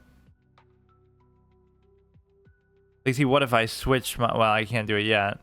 Like, what if I switch my bishop with their bishop? Then whatever they do, they could like take and check and I take, but then I'm guaranteed to take it. Right? I don't see what it is that they could do with it. So I want to do the imposter thing there. I also want to trade, or now I might now I might not be able to do it. But I'm just kind of biding time, farming out mana. So yeah, like if we did it now, it wouldn't work, or they'll already castle. Right now, no, it doesn't work. Sometimes I've been messing these up just on account of the actual, like, I just use it wrong. Like sometimes less is more. Just don't even use it at all. I'll be doing fine and I would just win the game normally, but then, oh, I'm trying to show off with the thing, with the abilities, and then it messes up. So this would be almost a mating opportunity if you just, you know, if you move that, I just win. Like, it's just that simple. That's how stupid it can be. That's pinned. Oh, you got the queen, though. You got it. What a great mechanic. I mean, that's kind of annoying. That's kind of annoying. Like, I get it, but it's annoying. Like, it's just... Okay. Okay, dude. Bound over bounds, where freedom resounds. You gotta be kidding me.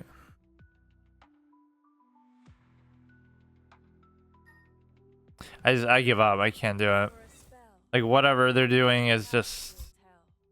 It's too hard to get used to it. Like, what am I supposed to do with this? I can literally win with the bishop if they do something here, but they're not that stupid. Like, everybody's so good. 1500 elo. Oh, this is ranked, too. Maybe I should only be able to play ranked games per episode until... Assuming I'm even going to do this too often, but... So annoying. What could I switch? I don't get... Or, oh, maybe that takes more time to cool down than I realize. I don't know what's happening. I just... No idea. It gives you more incentive to trade off for the bishops because you don't want them to have that. That is an incredibly impactful ability that you can use 3 times. It doesn't cost too much. Like, this thing is busted because it's just so versatile, right? There's so many scenarios where it's going to be good. That's way too strong, right? As the resident bishop fan. Okay, so for example here, of course he'll pull out some crazy shit out of his ass because he's just like that, but... Is it this hard to just... Is it this hard to actually just... What does he have? The bis-hop thing isn't going to matter now. The house recruit thing won't matter. The parkour mech shouldn't matter. Like, I don't know what it is that he's doing.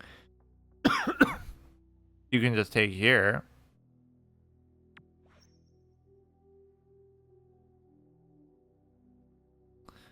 I don't care.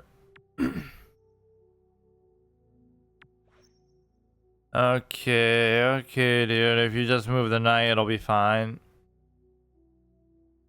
A new soldier steps into the fray. That was kind of cute, but I mean, it doesn't immediately end the game, I don't think, or it sort of should. Is there not something that I could do about this? Like, I don't get it. What if I do this? Then I won't have enough for the bishop thing, or I kind of still will. Oh, what a great move that was. Incredible. Even he was confused. I just can't do it. I mean, you gotta really...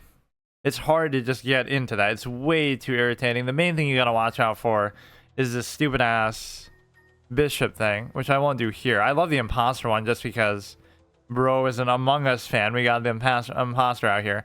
Or I always call the horse the imposter in regular chess, just like it's always trying to sabotage me. But no, it's pretty hard to get used to that.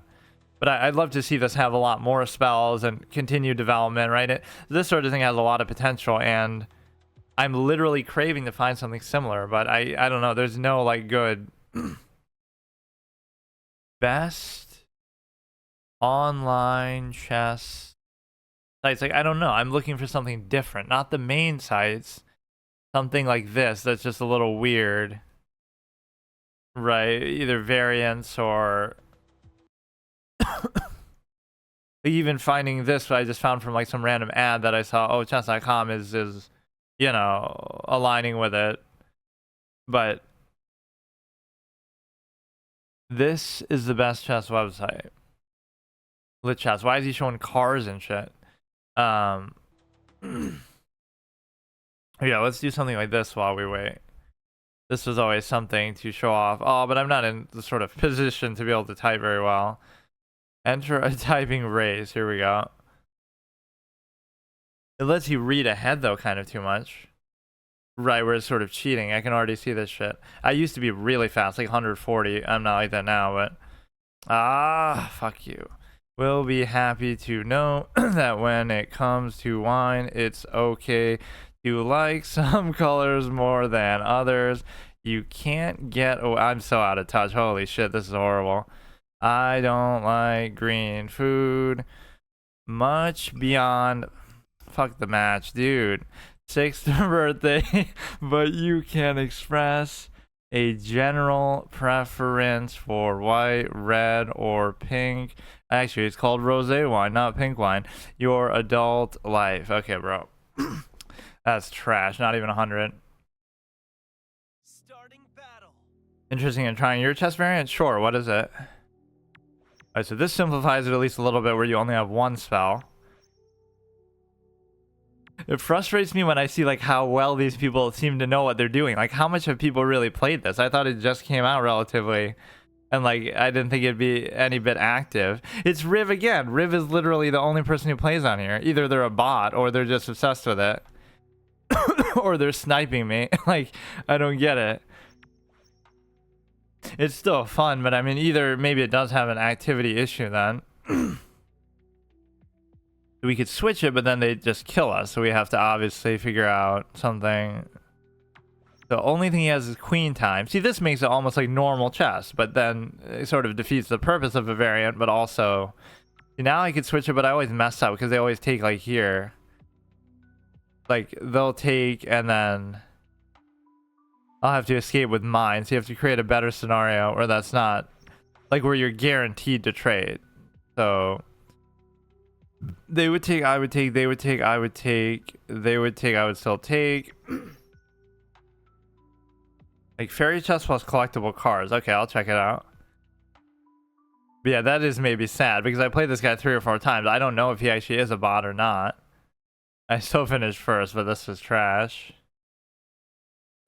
Hang on. Chess Legends.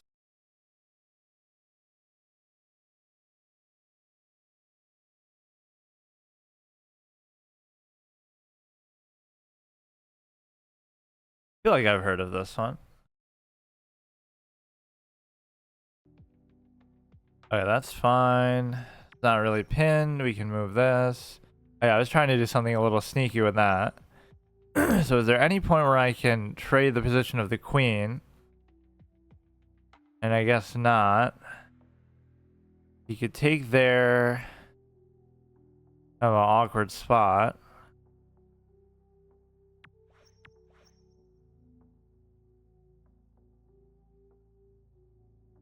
Oh, no WW?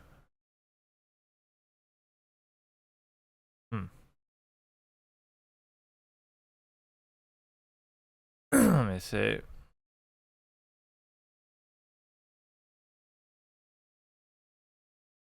Oh, here we go. No, I don't think I actually have seen this. Interesting. Celebrate chess history, royalty. But yeah, you know what would be cool is if one was based off like just historical figures, like real people, or that wouldn't even have to be anything to do with chess, just like an actual card game. I think there was one like that, and then I saw I got in trouble for like having the H man from Germany. Like, oh no, you can't have like Command and Conquer kind of things do that, or not Command and Conquer, like some 4X game. Hearts of Iron, like, oh no, you can play as Germany in World War II, and that, you know, you'll get in trouble for allowing that, but it doesn't mean you're vouching for them or saying that's a good thing. Damn it. Well, we should do this now then. Change your face. Enter the chase. Okay, that worked out fine. But yeah, that or like Grace, my a historical kind of thing. Historical. I can't type. As you just figures card game. Pokemon, the game plays like Risk. All the card topics are history based. This is what happens when I don't have a fixed schedule of stuff to play, that like I'm just playing random stuff now that I don't care. Or he could have totally retaken there anyway. Okay, imposter would be that. Like, what if I just do this, for example? Oh, but they'll just take my king.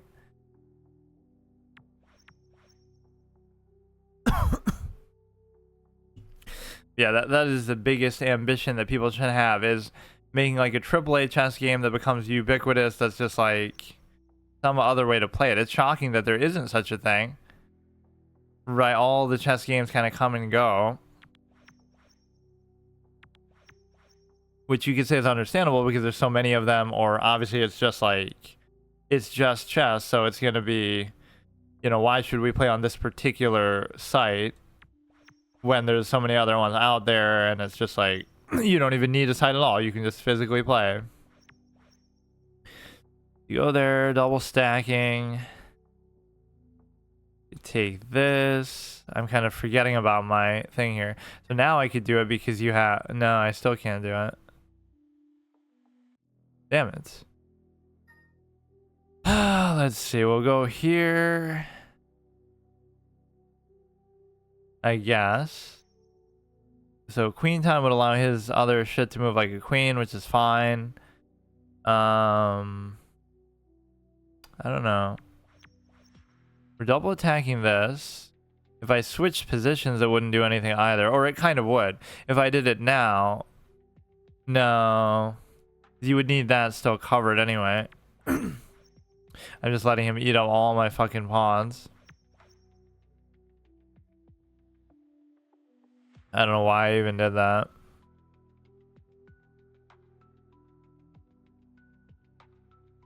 Or yeah, you could just give it sort of a check here, but it's not really a true check.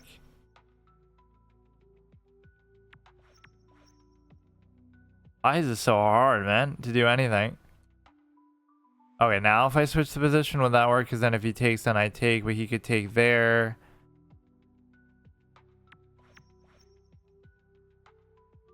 Oh, that's good. He's moving so fast, almost like robotically. You go there, you could...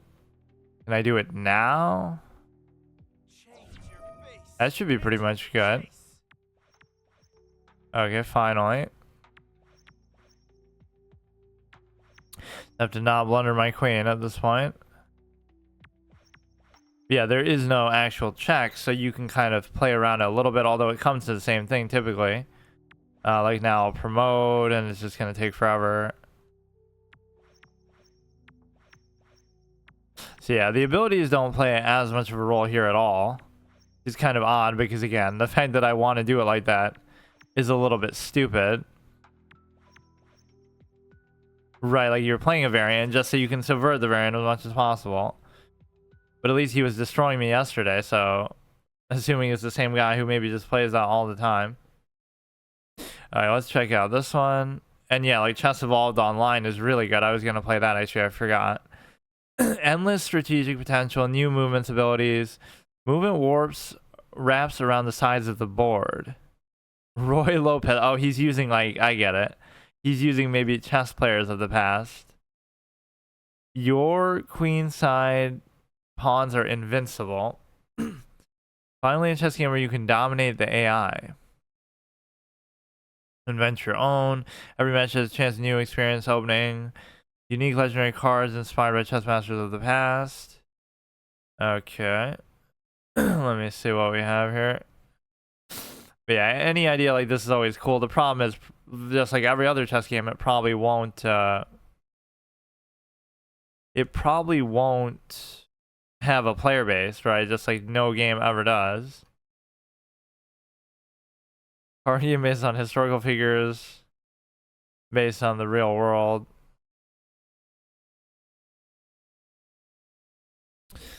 Okay, so what I'm going to do is I'm going to have to sign up for this and then try it.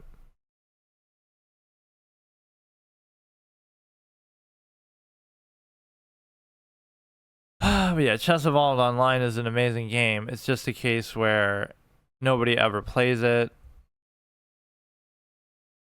because you're able to whatever, it's a cool idea, but I can't remember whether I was actually playing against bots or not. I don't like where I don't like when it feels like developers are unclear with that, because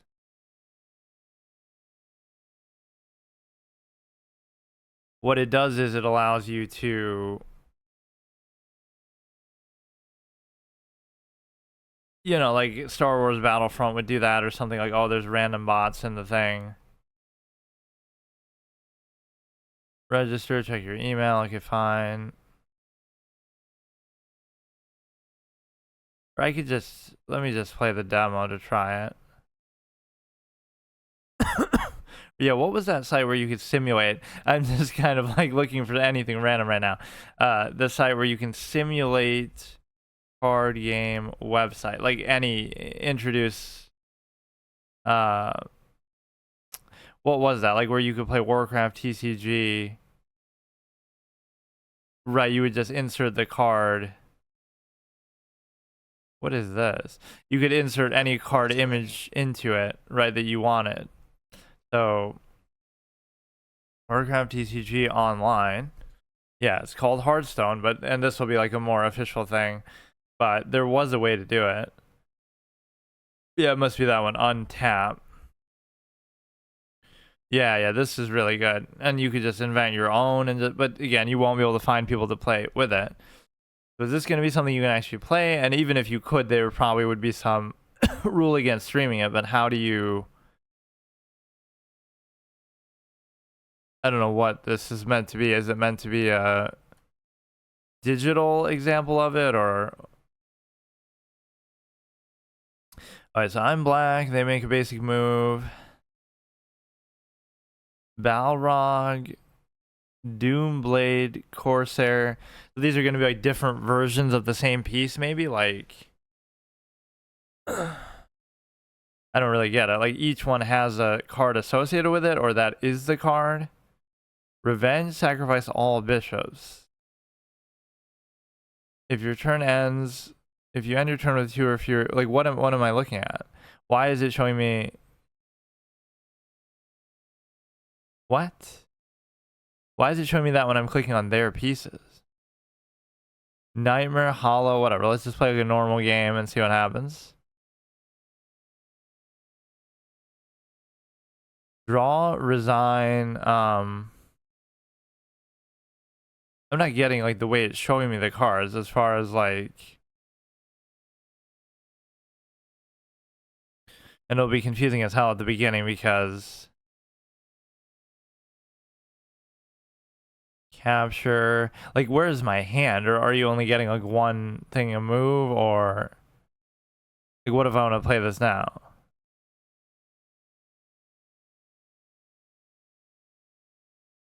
You have to like, each side spawns a pawn.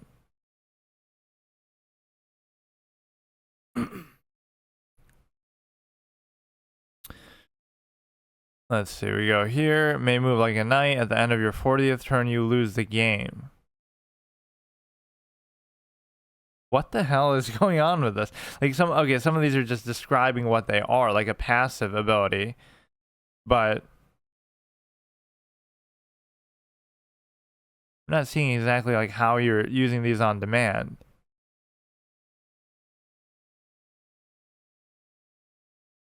Okay, I'll go here, I guess, or I can't. Each side randomly spawns a pawn, and then oh, Draugr, like he's taking inspiration from Skyrim and shit over here. Like all kind of other universes. He spawns a pawn. I guess he could use a bit more of a tutorial because I don't know exactly how these things work on active command.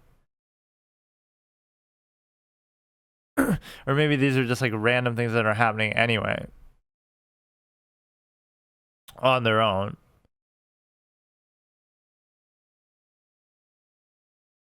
We could go here. May capture like a knight.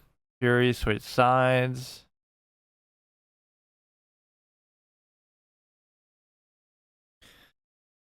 No hand, each piece. Okay, I see. Fury is triggered when you capture something.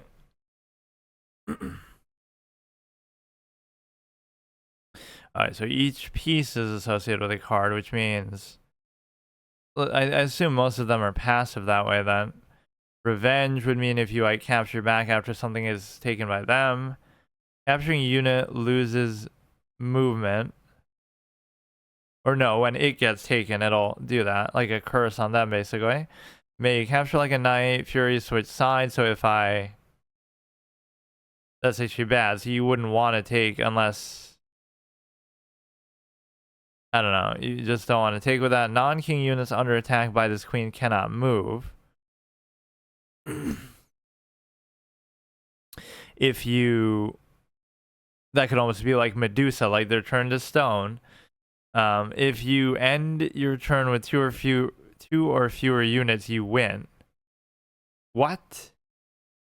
So if I get to the end game with only the king, that's kind of a cheese, huh? Rewarding me for my specialty of being in a losing position. Purple doesn't have activated abilities.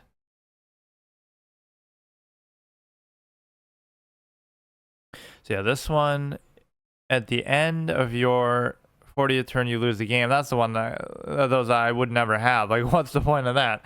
The bishop's better anyway, but it's too high of a risk factor to have. Each player randomly sacrifices a pawn.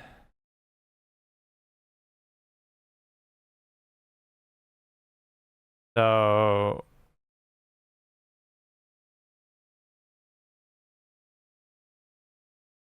I mean, I'll just win on the strength of it being a bot or a bad AI, potentially.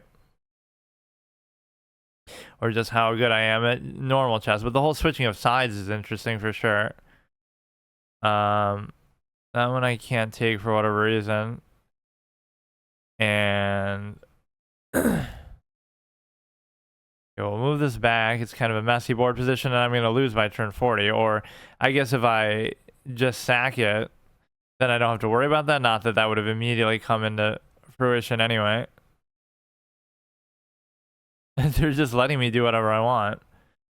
Opponent spawns a nightmare.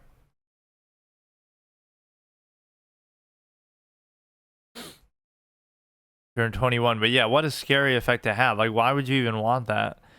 That, oh, I could lose my turn 40 just by having a piece that's not even that good.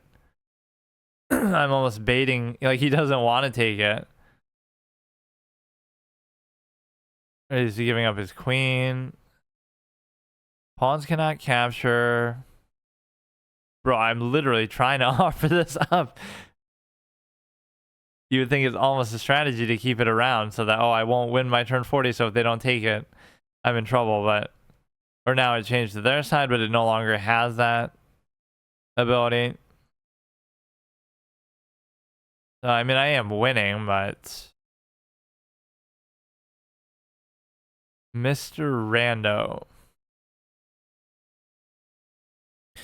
You take there. This is, of course, I like that idea, though. If I get down to 2 pieces, like that almost seems like too strong of an effect, sort of. Let me take here. That would be pretty easy to do. Like, oh, I'm about to lose. And as long as as long as I don't get mated before then, it's like, you know, I could easily guarantee that kind of position every game. Okay, let me see.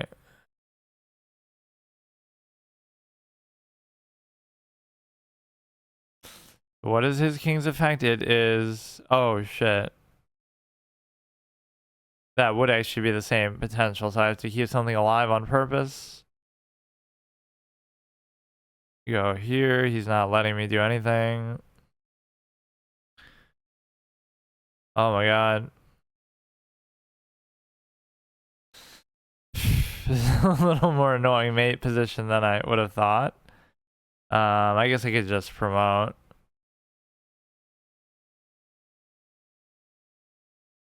Make it a queen and go here. Just try not to capture too much of his stuff here. They finally captured it.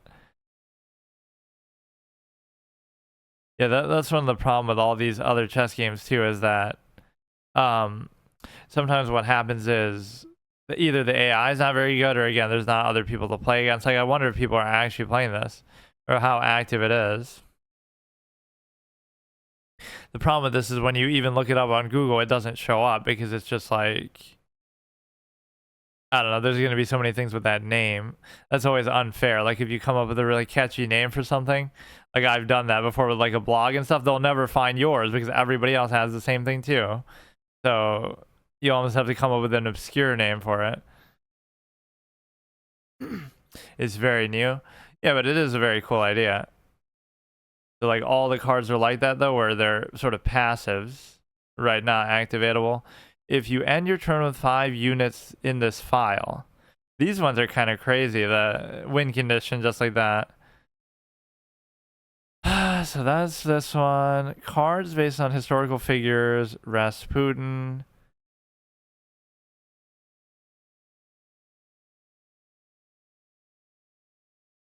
Card game. It's like a board game though. Take on assassins. Interactive way to learn history. I meant it more like an online sense. Online. I'll get in trouble for showing certain undesirable historical figures. Okay, I'll sign up. That's fine. Been online for 2 weeks. Yeah, it is pretty cool. Okay. Online card game with... I swear I played one like this too. Now I can't remember what it was called. Okay, let me sign up.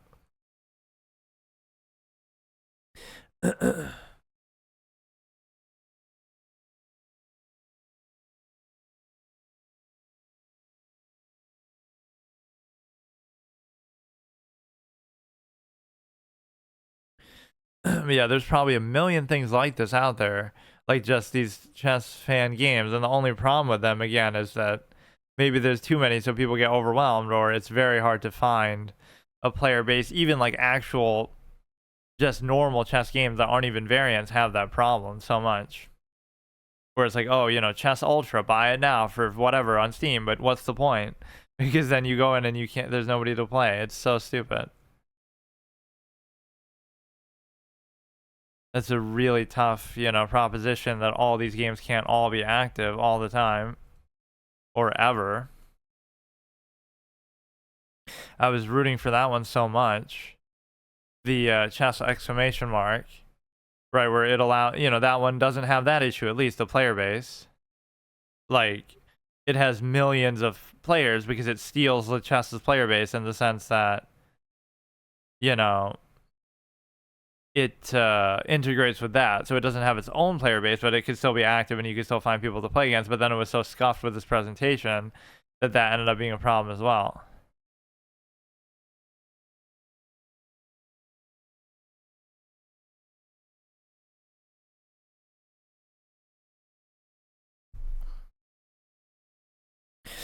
Okay, let's see here. Login password. Welcome to the world of Kaisa, a realm where legendary chess battles unfold. For your security, we recommend updating your password. Yeah, I'll just dox myself and show it on stream here. I love how often that happens with certain things. One site wants to leak my IP, Nintendo Switch wants to do that. It's unbelievable. Okay, I should be in now. Legendary Grandmaster over 9,000, 9,001. Let's see here.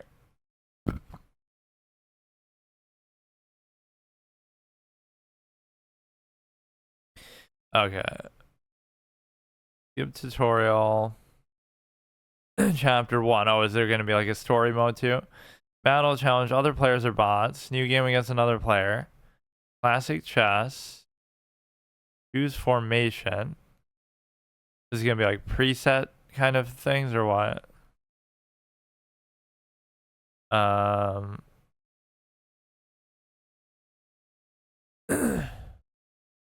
Arcade. Is this actually a player? Randomly promote this unit. Activate. I don't know what that really means. Activate. Like, you have to build your own.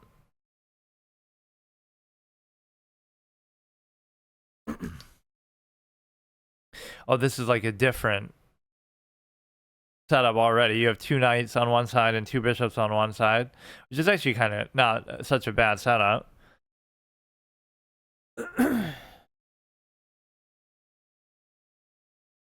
Yeah, let me look at, or I don't even have the abilities. I get it. Movement. Yeah, this will be the hard mode. I'm a grandmaster, by the way, so I'll still win without relying on the abilities. Actual Hikaru Nakamura challenge. Good new stream content. The fact that after your first turn, randomly solve locations of enemy knights and bishops. Oh, okay. It's an interesting choice that he made to make it like everything's passive. It makes it a lot more straightforward, but also it wasn't what I was expecting, I guess, exactly. Whereas you see like that game I was just playing, the Anichess is very similar, or the opposite. Like instead of it being like that, everything is very active, and you can see how chaotic and stressful that can be, but still potentially good. But no, I like that as an idea. You play stuff like this, but then you limit yourself. Like I can't use the abilities, and I still have to win, which I'm sure Hikaru could do, or people like that. That's the kind of stream content we live for.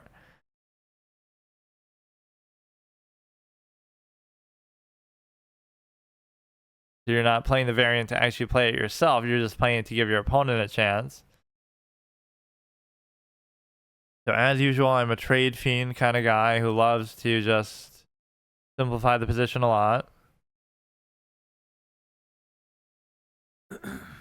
Turn 6, 771. How am I higher rated than him when it's my first game?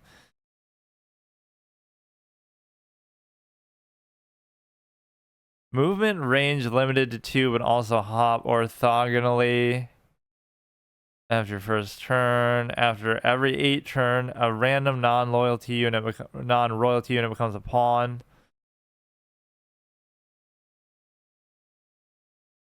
Lost rating messing around, that's fine. Become a copy of another unit. What if it becomes a copy of the king though? That would be weird. Like then you'd have 2 kings, and if at the end of your turn there are only kings and pawns, you win. What if one of these could happen at the same time? Like the one that said, I guess it's the end of your turn. So whoever's like, you both could be in that situation and you both could have the same thing, but it would just be whoever gets it first, I guess. If at the end of your, oh, it's my turn.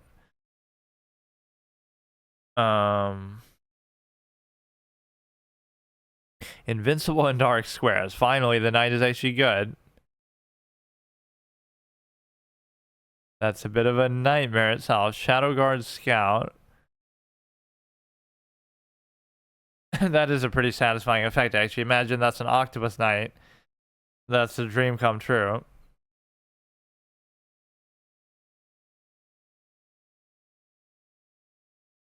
What's happening now? Make a move, so I can't do anything about that. And I could just go here.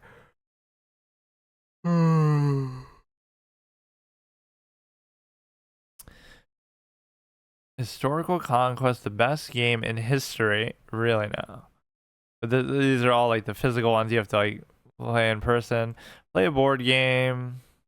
History Heroes card game. I hate when I see something like that years ago and then I have an urge to check it out, but then I forget what it actually was.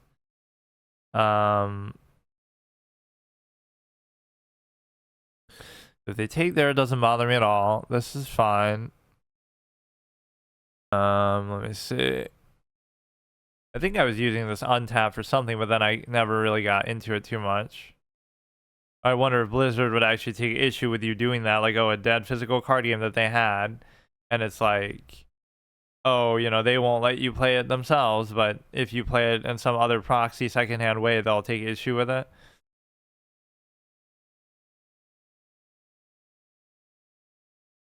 So yeah, this is that side on tap. Let's see, he's attacking the queen. That's very problematic, so I'll just ignore it.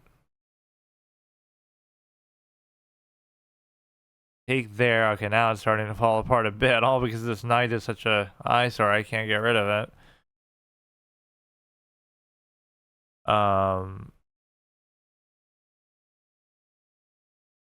History-based battle card game.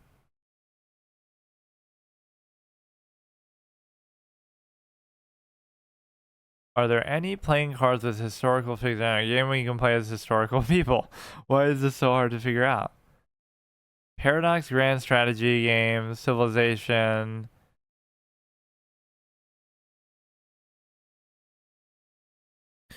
Okay, we have the queen there. Wait, he didn't take there though. Movement range limited to 2, but may also hop. I wouldn't really say that's worth it, honestly. Or now he's gonna take that for free.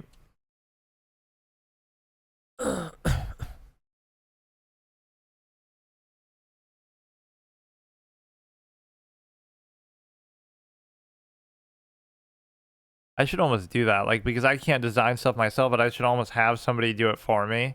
Where like I come up with an idea and then I have them. It's like the same thing with my channel arts. I can't actually make them because I suck at drawing, but then I come up with good ideas and then somebody else makes it, you know. So like if I come up with a variant idea, I would never be able to design it myself, but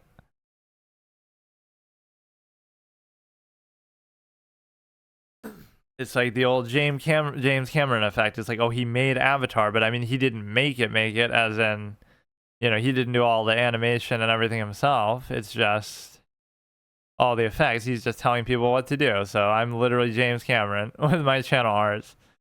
Like you can still say you made it, even if you know, are having somebody else make it for you because you're coming up with a basic idea or like a rough draft or whatever the case may be. And so now you wouldn't want to even do that, or you can't even do it. Oh, now I'm done for it. He has the unleash.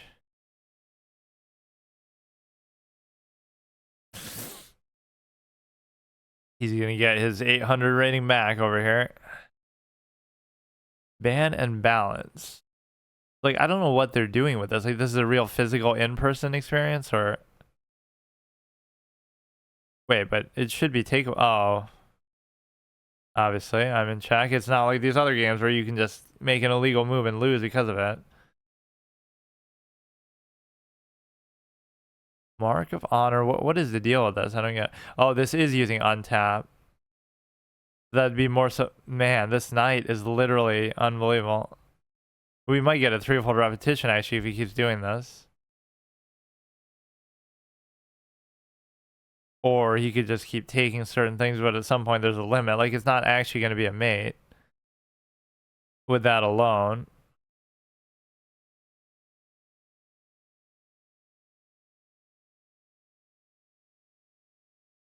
It's that time. You'll need you have your deck ready.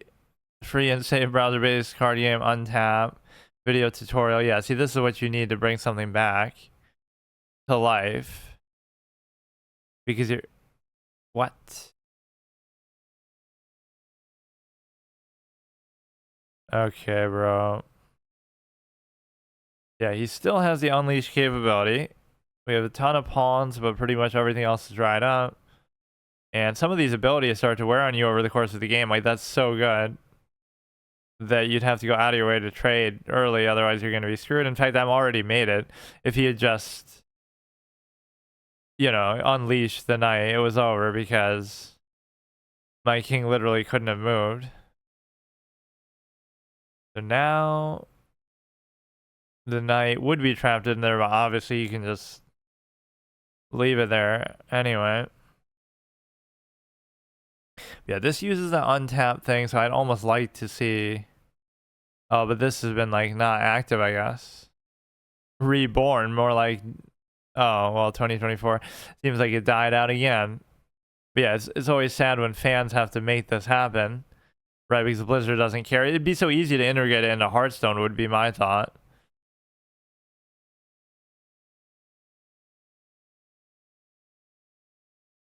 Strategy games, Total War. Let's see, we take that. He could take the take there, trade there, which doesn't benefit me because of how little material I actually have.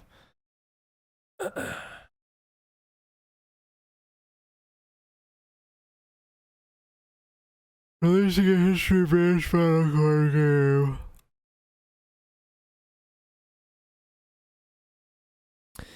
Let's see. I'd have to like make a Reddit post about it myself because I can't find anything. Digital card game about historical figures. I was looking to play that actually a while ago. I thought there was a digital version of this announced, but then I guess maybe not. Right, I swear they had announced it. You can play it using online real play. These must be similar to the untapped thing we were looking at, so you shouldn't have to do that. A lot of people from Real Play Network. Okay, so I pretty much have nothing left. Oh, like instead of clicking capture there, you can just like double click it. Pixelborn. Yeah, that's obviously not an official thing. And I'm just a sucker for card games in general. I think I've already lost this a couple times over. I mean, this is the mating position. He's just trolling at this point.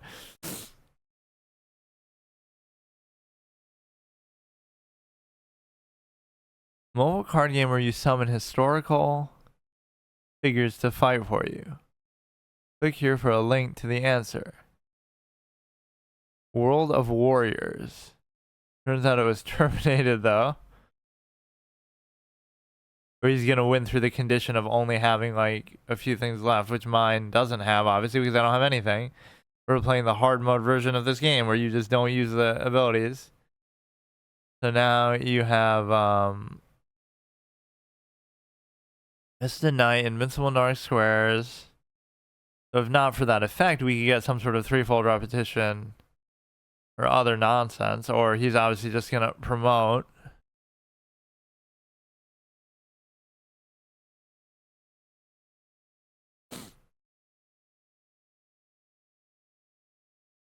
Cardboard game. I love that they would all get in trouble for that. Like, oh, you can't have certain leaders that would otherwise be objectionable. You can't play as them, or you can't. I think Elon Musk even said something stupid like that. Like, oh, I couldn't play GTA because you have to kill cops in the opening mission. Like, bro, have you never seen an action movie where you see killers or criminals kill cops, or even Wait, what? If at the end of your turn there are only... Oh, okay. Good game. I don't know why I thought it was like if there's only a few pawns, not just any pawns. Like, that would be so hard to play around because, like, literally if you get to the end game, you lose. But no, Elon Musk said something like that where... Elon GTA 5. It's so stupid. It doesn't play as Grand Theft Auto because it includes doing crime and shooting cops. Now, I guess the difference, let's say you debate the subject. Like, okay, if you've watched an action movie, you see that happen all the time because the bad guys are doing it, or sometimes even heroes ambiguously do it, anti-heroes, whatever. The difference here, you could say as well, this makes you do it yourself as the player, as if open some packs. Sure, yeah. Yeah, I didn't even have a deck that time. Gold, reinforcement, starter chest, starter chest. Activate random. Okay, we've seen most of these. May move like a queen, may not leave the home side of the board. Fury, activate. So what does activate mean again? Like if you... Every time you move it, or... May move up to 2 squares in any direction. When under attack, may... Also move like a knight, invincible from dark squares. Sacrifice this unit, capture all pawns in the same rank. End of your 15th turn, promote this unit into a rook. Sacrifice this unit to capture any one of its target units that's not a king. May also capture like a knight. When under attack by 3 or more units, may also capture like a rook. Invincible from the front. That's a very cool effect. May move forward like a king. Promote a pawn to a knight. Manage your card collection. Let's see. Prepare your units for battle. So let me see what we can do with this. If I go... Make a new deck. Unnamed formation.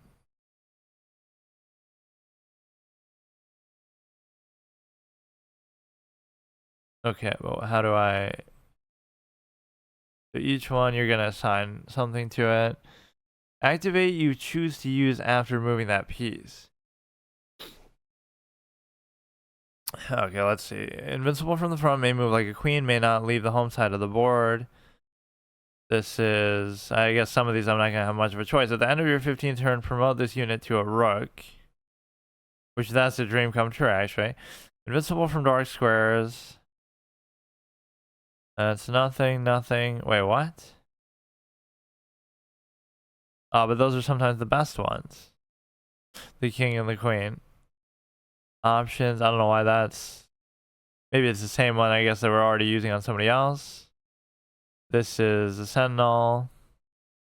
At least that's something. Let's see if we can make something with some of the other ones that are have maybe more cards to them.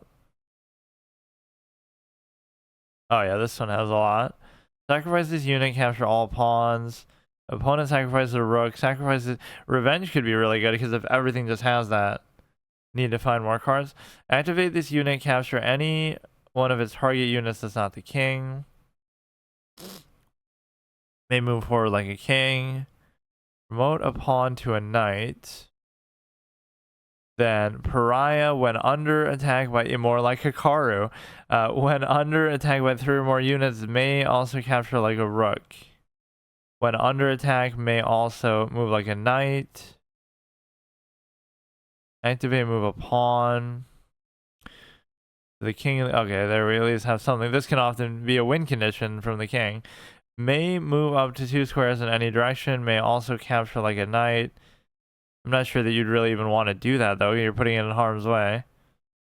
I don't think that scenario is actually going to happen either. Of it being attacked by like 3 things. Charlatan, promote to a knight. This one could be okay. Yeah, I guess I had the most abilities as that. Is there one that we actually have a king and a queen? I guess those ones must be a little more rare. For over 2 centuries, the lands of Kaisa have been a part of the War of Unification, relentless conflict fueled by House Valencrest's ambition to forge a single empire under its rule. Led by a long line of ruthless monarchs, Valencrest has slowly and methodically expanded its crushing dominance, yet despite their power, cracks are beginning to form. As the constant warfare strains the kingdom's resources and tests the will of the people, desperation has pushed Lord Asheral to extreme measures. With the forces dwindling, he began to rally vagrants, refugees, and disenfranchised to his cause, and binding them into an unpredictable resistance. When this army of misfits failed to halt Valencrest's advance, Asheral turned to forbidden magic, summoning ancient wildkin and monstrous creatures once thought to be mere legend of Kaisa. Can this latest threat turn the tide of war, or will the imperial dreams prevail? Treasury. I guess I do have the 500 gold. Imperial dreams, Twilight haunting.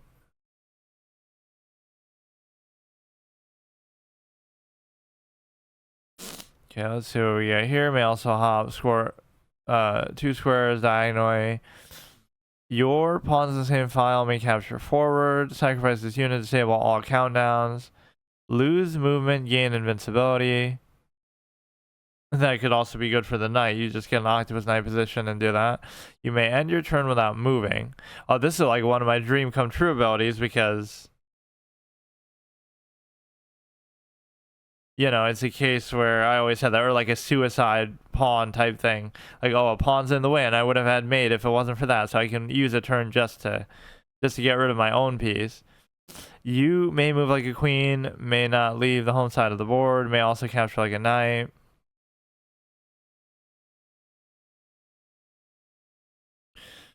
Lost versus arcade. Which one had like the most options? I guess this one is okay. The only one without anything. Yeah, a naked queen. My dream come true. Just in time for Valentine's Day. The queen who's naked of any abilities.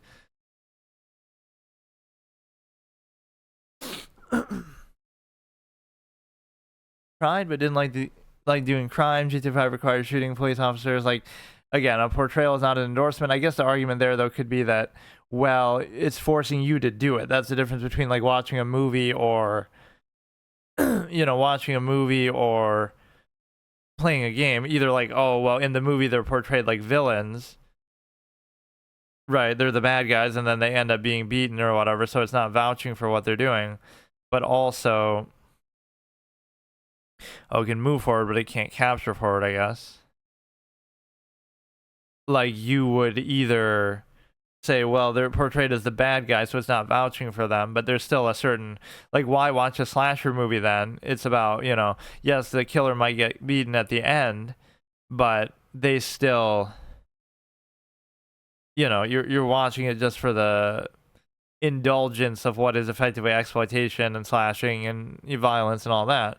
It's the same sort of principle there. Like, why would you even want to see that at all? And also, it's a case where, again, you don't have to vouch for it. Just couldn't do it. Like, I don't. Softest tweet I've ever seen. Like, look, man, it's a game. You don't have to vouch for it. It doesn't have to have redeeming quality to it. It's just fiction, but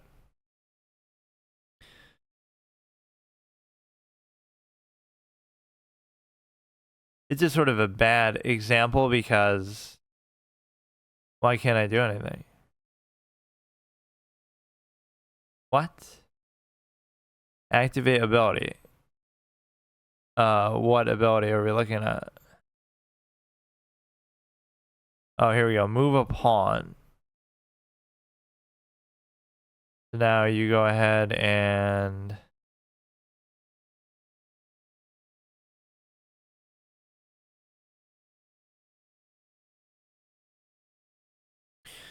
did he actually say this? Just checked it is indeed real. Was he talking about he loves crime? It's like he has to dislike everything that most people are very excited about, contrarian Elon Musk. But no, it's a case where you, again, there's so many again, the one thing I will say is, okay, it doesn't have redeeming quality to it that way. Like, the characters really are just criminals who are just committing crimes just for the sake of them, right? They're not necessarily good people in any way, or there's no redeeming quality for it. So that part you could argue from a story standpoint it's not the strongest, but that's fine. Like, that's just doesn't mean it's bad or anything like that. But yeah, like, there's plenty of stories that do that. So in the same way, I guess the only difference is, oh, it's making you do it yourself as the player.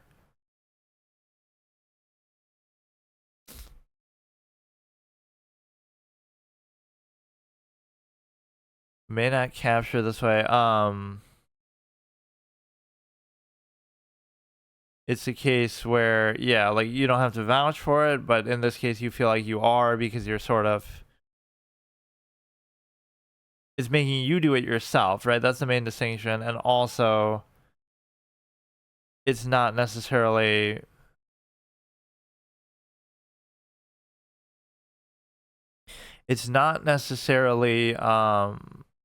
portraying them as the villain either, right? So it's making you do it hands-on, and it's also saying, well, these aren't even the bad guys, or they end up winning and you're on their side. Like, what, there's no redeeming quality to it there, so I'll give you that. But I just find that fascinating, actually. He's only saying this because he's paying off the cops for his white-collar crimes. People mod GTA so you can RP as cops, which is fine. I mean, that's just a different play style. So Elon Musk doesn't like GTA. Must be the highest praise any game. And he's the type of guy who loves games and stuff like that anyway, so you wouldn't think of that. It's just such a weird topic. But no, I want to find that game of historical figures, but I guess I can't immediately find that. Have too much time on your hands. I was a fan of Musk in 2010s. Seems like egotistical. Gutsy storytelling. And I mean, that's fine. Like, you don't have to like it, but I just think the premise of that is odd. So that you don't like slasher movies either because they're exploitative. Even if they're the bad guy and they die in the end, that still doesn't justify, you know, the indulgence of, like, insisting upon the actual thing here. Like, if it's like, oh, we just want to see the bad guy killer get beaten at the end, that's not enough to justify it, because that's like, well, then you also wouldn't want to watch a movie where the bad guy spends 2 hours, you know, slashing people up, right? You're obviously getting some sort of sick enjoyment out of that, right? Beyond just the basic level. So this would be hilarious. We got to read all the responses to this, or what is it even shit. What is it even originating from?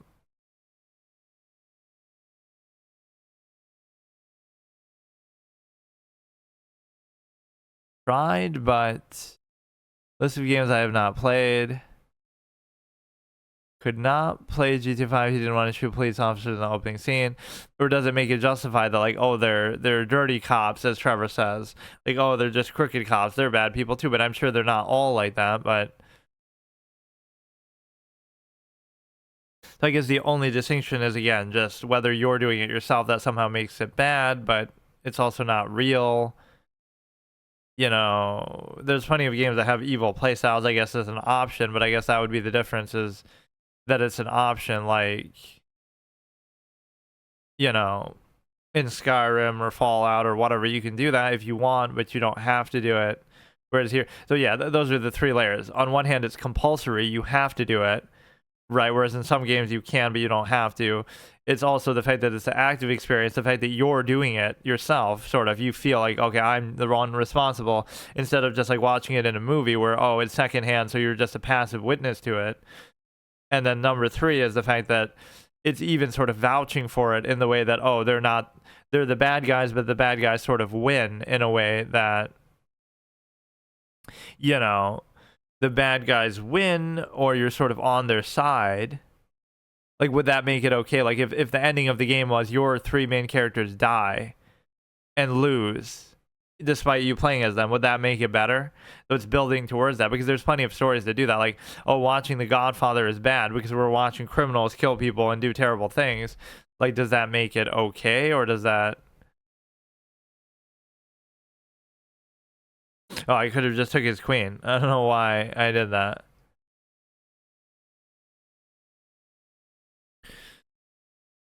But yeah, does that mean that, you know, if it ends on a good note, that would justify the rest of it? Because that's like the same logic that slasher films use, right? That, oh, everything's that happening is bad, and it could be all pawns in the same rank. No. That is a very complicated topic, actually, because I can kind of understand. And again, nobody's saying you have to like everything. Who cares whether you like it or not? But it's like, whether should fiction always be like something we have to agree with on a surface level, and we agree with everything you do. I always use the expression a portrayal is not an endorsement, but again, I guess the key distinction would be that it's making you do it yourself. It's forcing you to. It's not optional. You're kind of on the wrong side. Or yeah, like, what if it let you play as both sides? Like, you play as the good guys and the bad guys. So like, you start off and you kill a bunch of cops, but then you play as the cops later too. So you can either play like two different modes. Like, they would let you do that in the Sonic games. You get to play as Sonic and you get to play as Shadow, either at the same time or in two different playthroughs. So does that make it okay? Or, you know,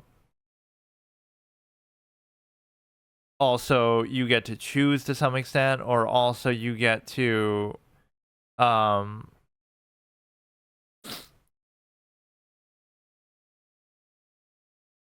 don't know, you'd have to justify it in some way. It's sort of a trope of fictional enemies that way, like, oh, it's okay if you have zombies, because that doesn't offend anybody. You can kill as many zombies as you want and it's not offensive, right? Or you could have aliens, or you could have monsters and things like that, or you know and from the night from World War II, from Germany, the group starting with the letter N, which I won't even say what it is for whatever reason, but that is okay. So that's what Call of Duty kind of almost comically did. Let's combine all the least objectionable enemy types in gaming history. Like, we're gonna take that group from World War II and combine it with zombies and combine it with aliens and combine it with all these ones that, oh, it's okay to kill them in high numbers because, oh, they're just bad, and that makes it okay. Like, there's a certain principle behind that, right? Like, whether you think that justifies it or whether that's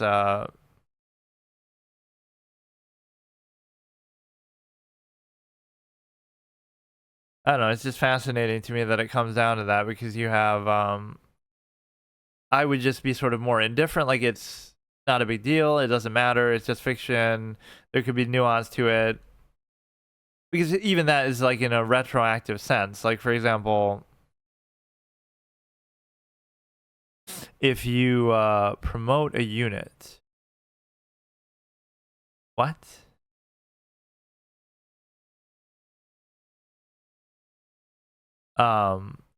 It would be a case where, like, you wouldn't know that. So like, it's unfair to say that at the beginning, like, oh, the beginning of a movie is a bunch of innocent people getting killed or whatever, but then the movie ends in some redemptive, powerful, meaningful way. So if the beginning of GTA 5 starts off like that, you wouldn't even know, right, whether maybe that's building up to the fact that, oh, the characters are going to redeem themselves and do something good by the end, which they don't, but you wouldn't know that. So how could you even judge it that way? Like, you're judging a story that's about crime, committing crime, and like, really, what is it that you expect? Like, it's okay if you're killing criminals all the time, but it's not okay if you're killing cops or innocent people. Like, I get the distinction, but it's still, you're playing a game called Grand Theft Auto, and you're involving criminals, but then you're expecting, like, oh no, too much crime, 0 out of 10. Like, you kind of got to know what you're getting into. And also, it's just hilarious, because I'm kind of making this game a bit annoying. He could have taken this like a million times, or no, he can't, because this is in a weird spot, illegal pawn position. But the point is that, look at this battle of the heavyweights over here. 700 rated elo on a site that obviously elo would not have a ton of value anyway. But I literally had a chance to take his queen earlier, which kind of is annoying that I missed it. So now you can Go here. Sacrifices. No, I don't need to do that. But yeah, like, what if it was some redemptive thing? Like, it starts off, okay, the characters are doing the most heinous evil thing ever, but then by the end of the story, they redeem it, or there's some nuance and, gray area. But you wouldn't know that. So how could you dismiss it by saying, oh, it starts off by something bad happening?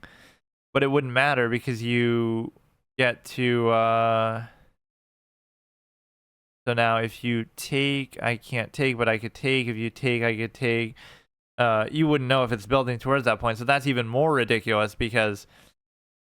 That's like saying you can't have somebody do something bad at any point in the story and potentially redeem it later, or maybe you're not even playing, you're assuming too much knowledge of the game that you wouldn't have, or the story. Yes, we might know that retroactively for people who've beaten the game, but just as you playing it for the first time, you would have, oh shit, you would have no way of knowing that. And the reason why is because, what if it's just introducing the villains? Like, oh, you're actually going to play as a different character, but you're just playing the intro sequence as Trevor and Michael and whatever, just because they're introducing, like, oh, those are the bad guys. Those are going to be your rivals. And you're actually playing as somebody else. So it's just letting you play through, I don't know. Like, what if it was a non-interactive cutscene where it just shows that happen, but you don't actually do it yourself?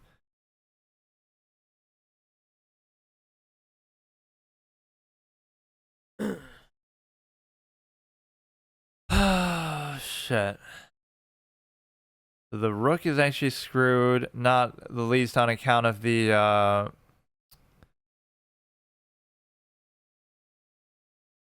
not the least on account of the actual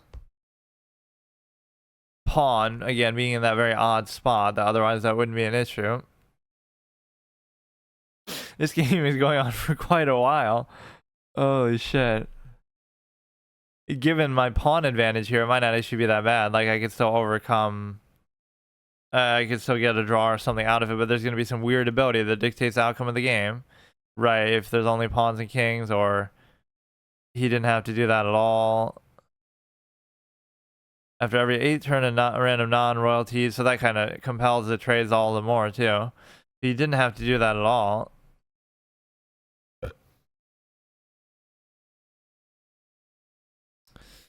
Okay. I mean, obviously, I was just going easy because I could have easily, just took his queen earlier. Yeah, now this is about as even as it gets, although he did just sack the rook for no reason. But then again, everything's going to get transformed at some point, right? After every 8th move. Wait, who has that anyway? Oh, maybe something that's no longer even there. Oh, my rook forces a sacrifice? Oh yeah, was that the revenge one or something? Okay, I don't have to do that. I'm so used to it letting you make illegal moves in that other game that would let me get mated, so I'm surprised that the checks even exist now. Which is a good thing, but I mean, some variants will do that. Like, you can just stay in a check if you want.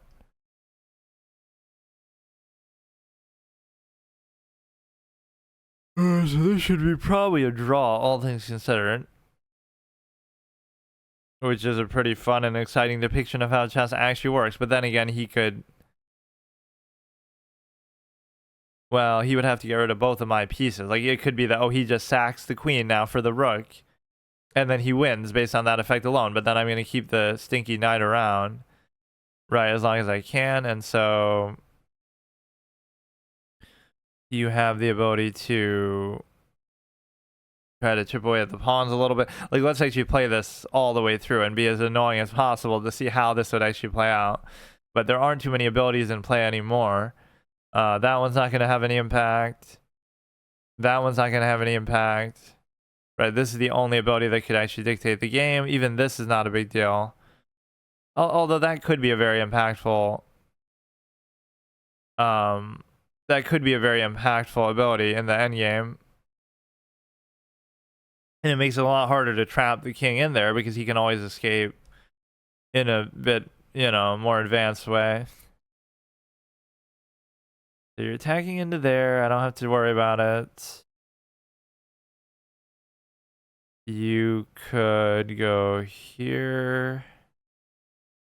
I'm going to try to do something sneaky, and that's going to end up backfiring.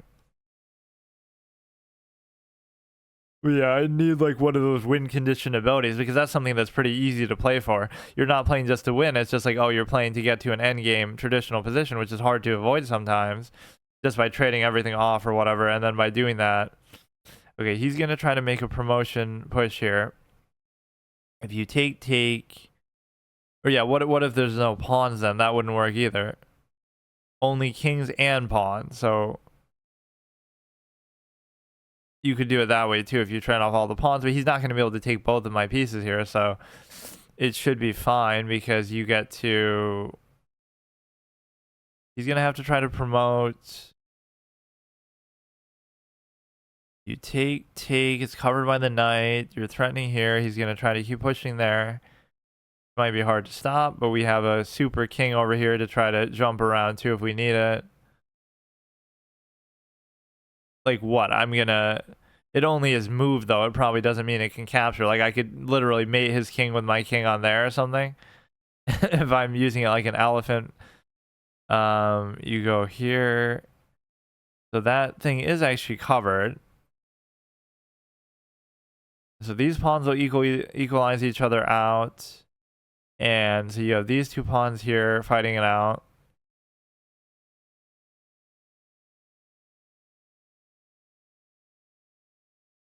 Let's see here. Now I'd like to almost do something, but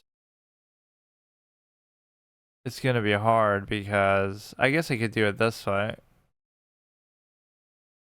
I'll attack the queen and then I will have to cover this back somehow, which I could even do with the king, I guess. But no, you got to remember he can't capture there. He has to...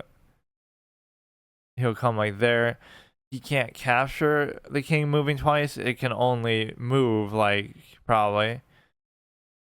So you wouldn't be covering that, I guess. You would just be able to move there. This one pawn is a bit of an issue, though, I'll admit. Right, that's becoming very difficult to deal with, and...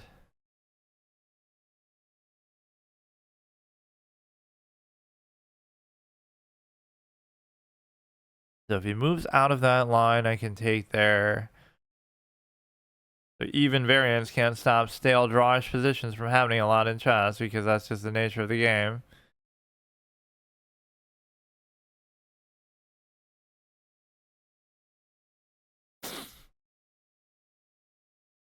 Yeah, bro is so desperate to play a chess game that I end up playing... Oh, what the fuck?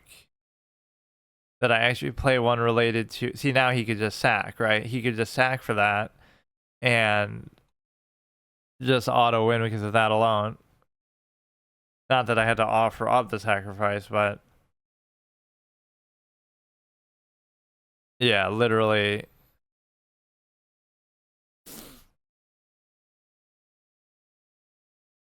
It definitely gives you some interesting win condition here. Good game. And I like that little animation of everything going sideways. Yeah, that one was pretty cool. And I kind of want to see some of the comments associated with that. Let me see here. What was the original post that he's even responding to? That's what I want to see.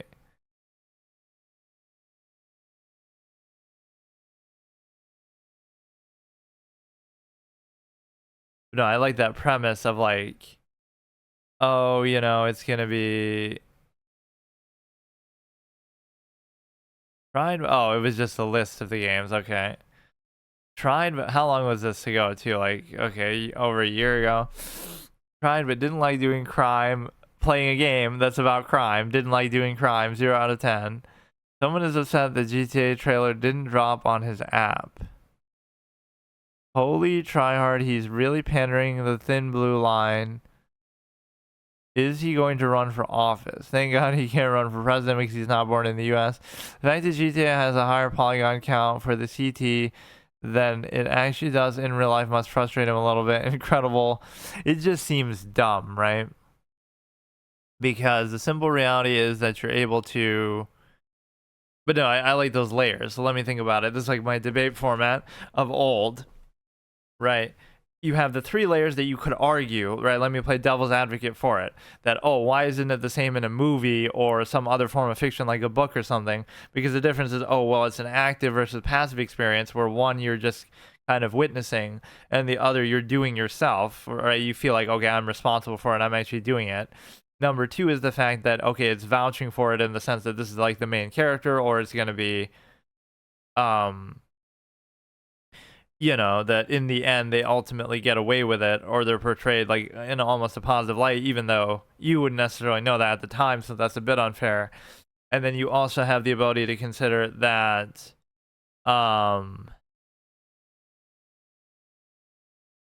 what was the other thing?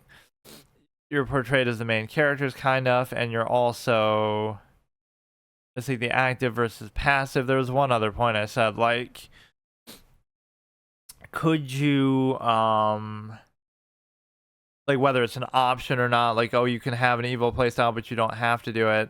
But yeah, that would just be my point. Like, a portrayal is not an endorsement, right? It's fantasy for a reason. There's a lot of nuance with it, too. Like, even like that Red Dead playthrough. Let me see if I have the art. I forget where it is, but like, oh, I'll go try to get my bounty as high as possible, and I'll end up killing 1,000,000 law enforcement, whatever, people, right, in the process of doing that, and get my bounty to 1,000,000 or whatever the max is, and then I'll redeem myself by doing something. So, like, does that make it okay? Because unless you tell the whole story, right, you're building up towards something. The most notorious criminal ever does such and such, or maybe not even, but like the arcade. Oh, thanks, I appreciate that. Yeah, I'll have to check it out again another time too. But yeah, it's the case where, yeah, I'll get 1,000,000 bounty and then I'll redeem myself, or maybe I won't, but then the game allows you to do it that way, and it's like an arcade experience. But no, I like that one way to justify it, like, oh, you'll do, it's a zombie, so you can kill as many as you want, or it's an alien or something like that, so that's okay, but then it's not okay in some other context. Like, it's still fiction, it's a similar process. Okay, see you later.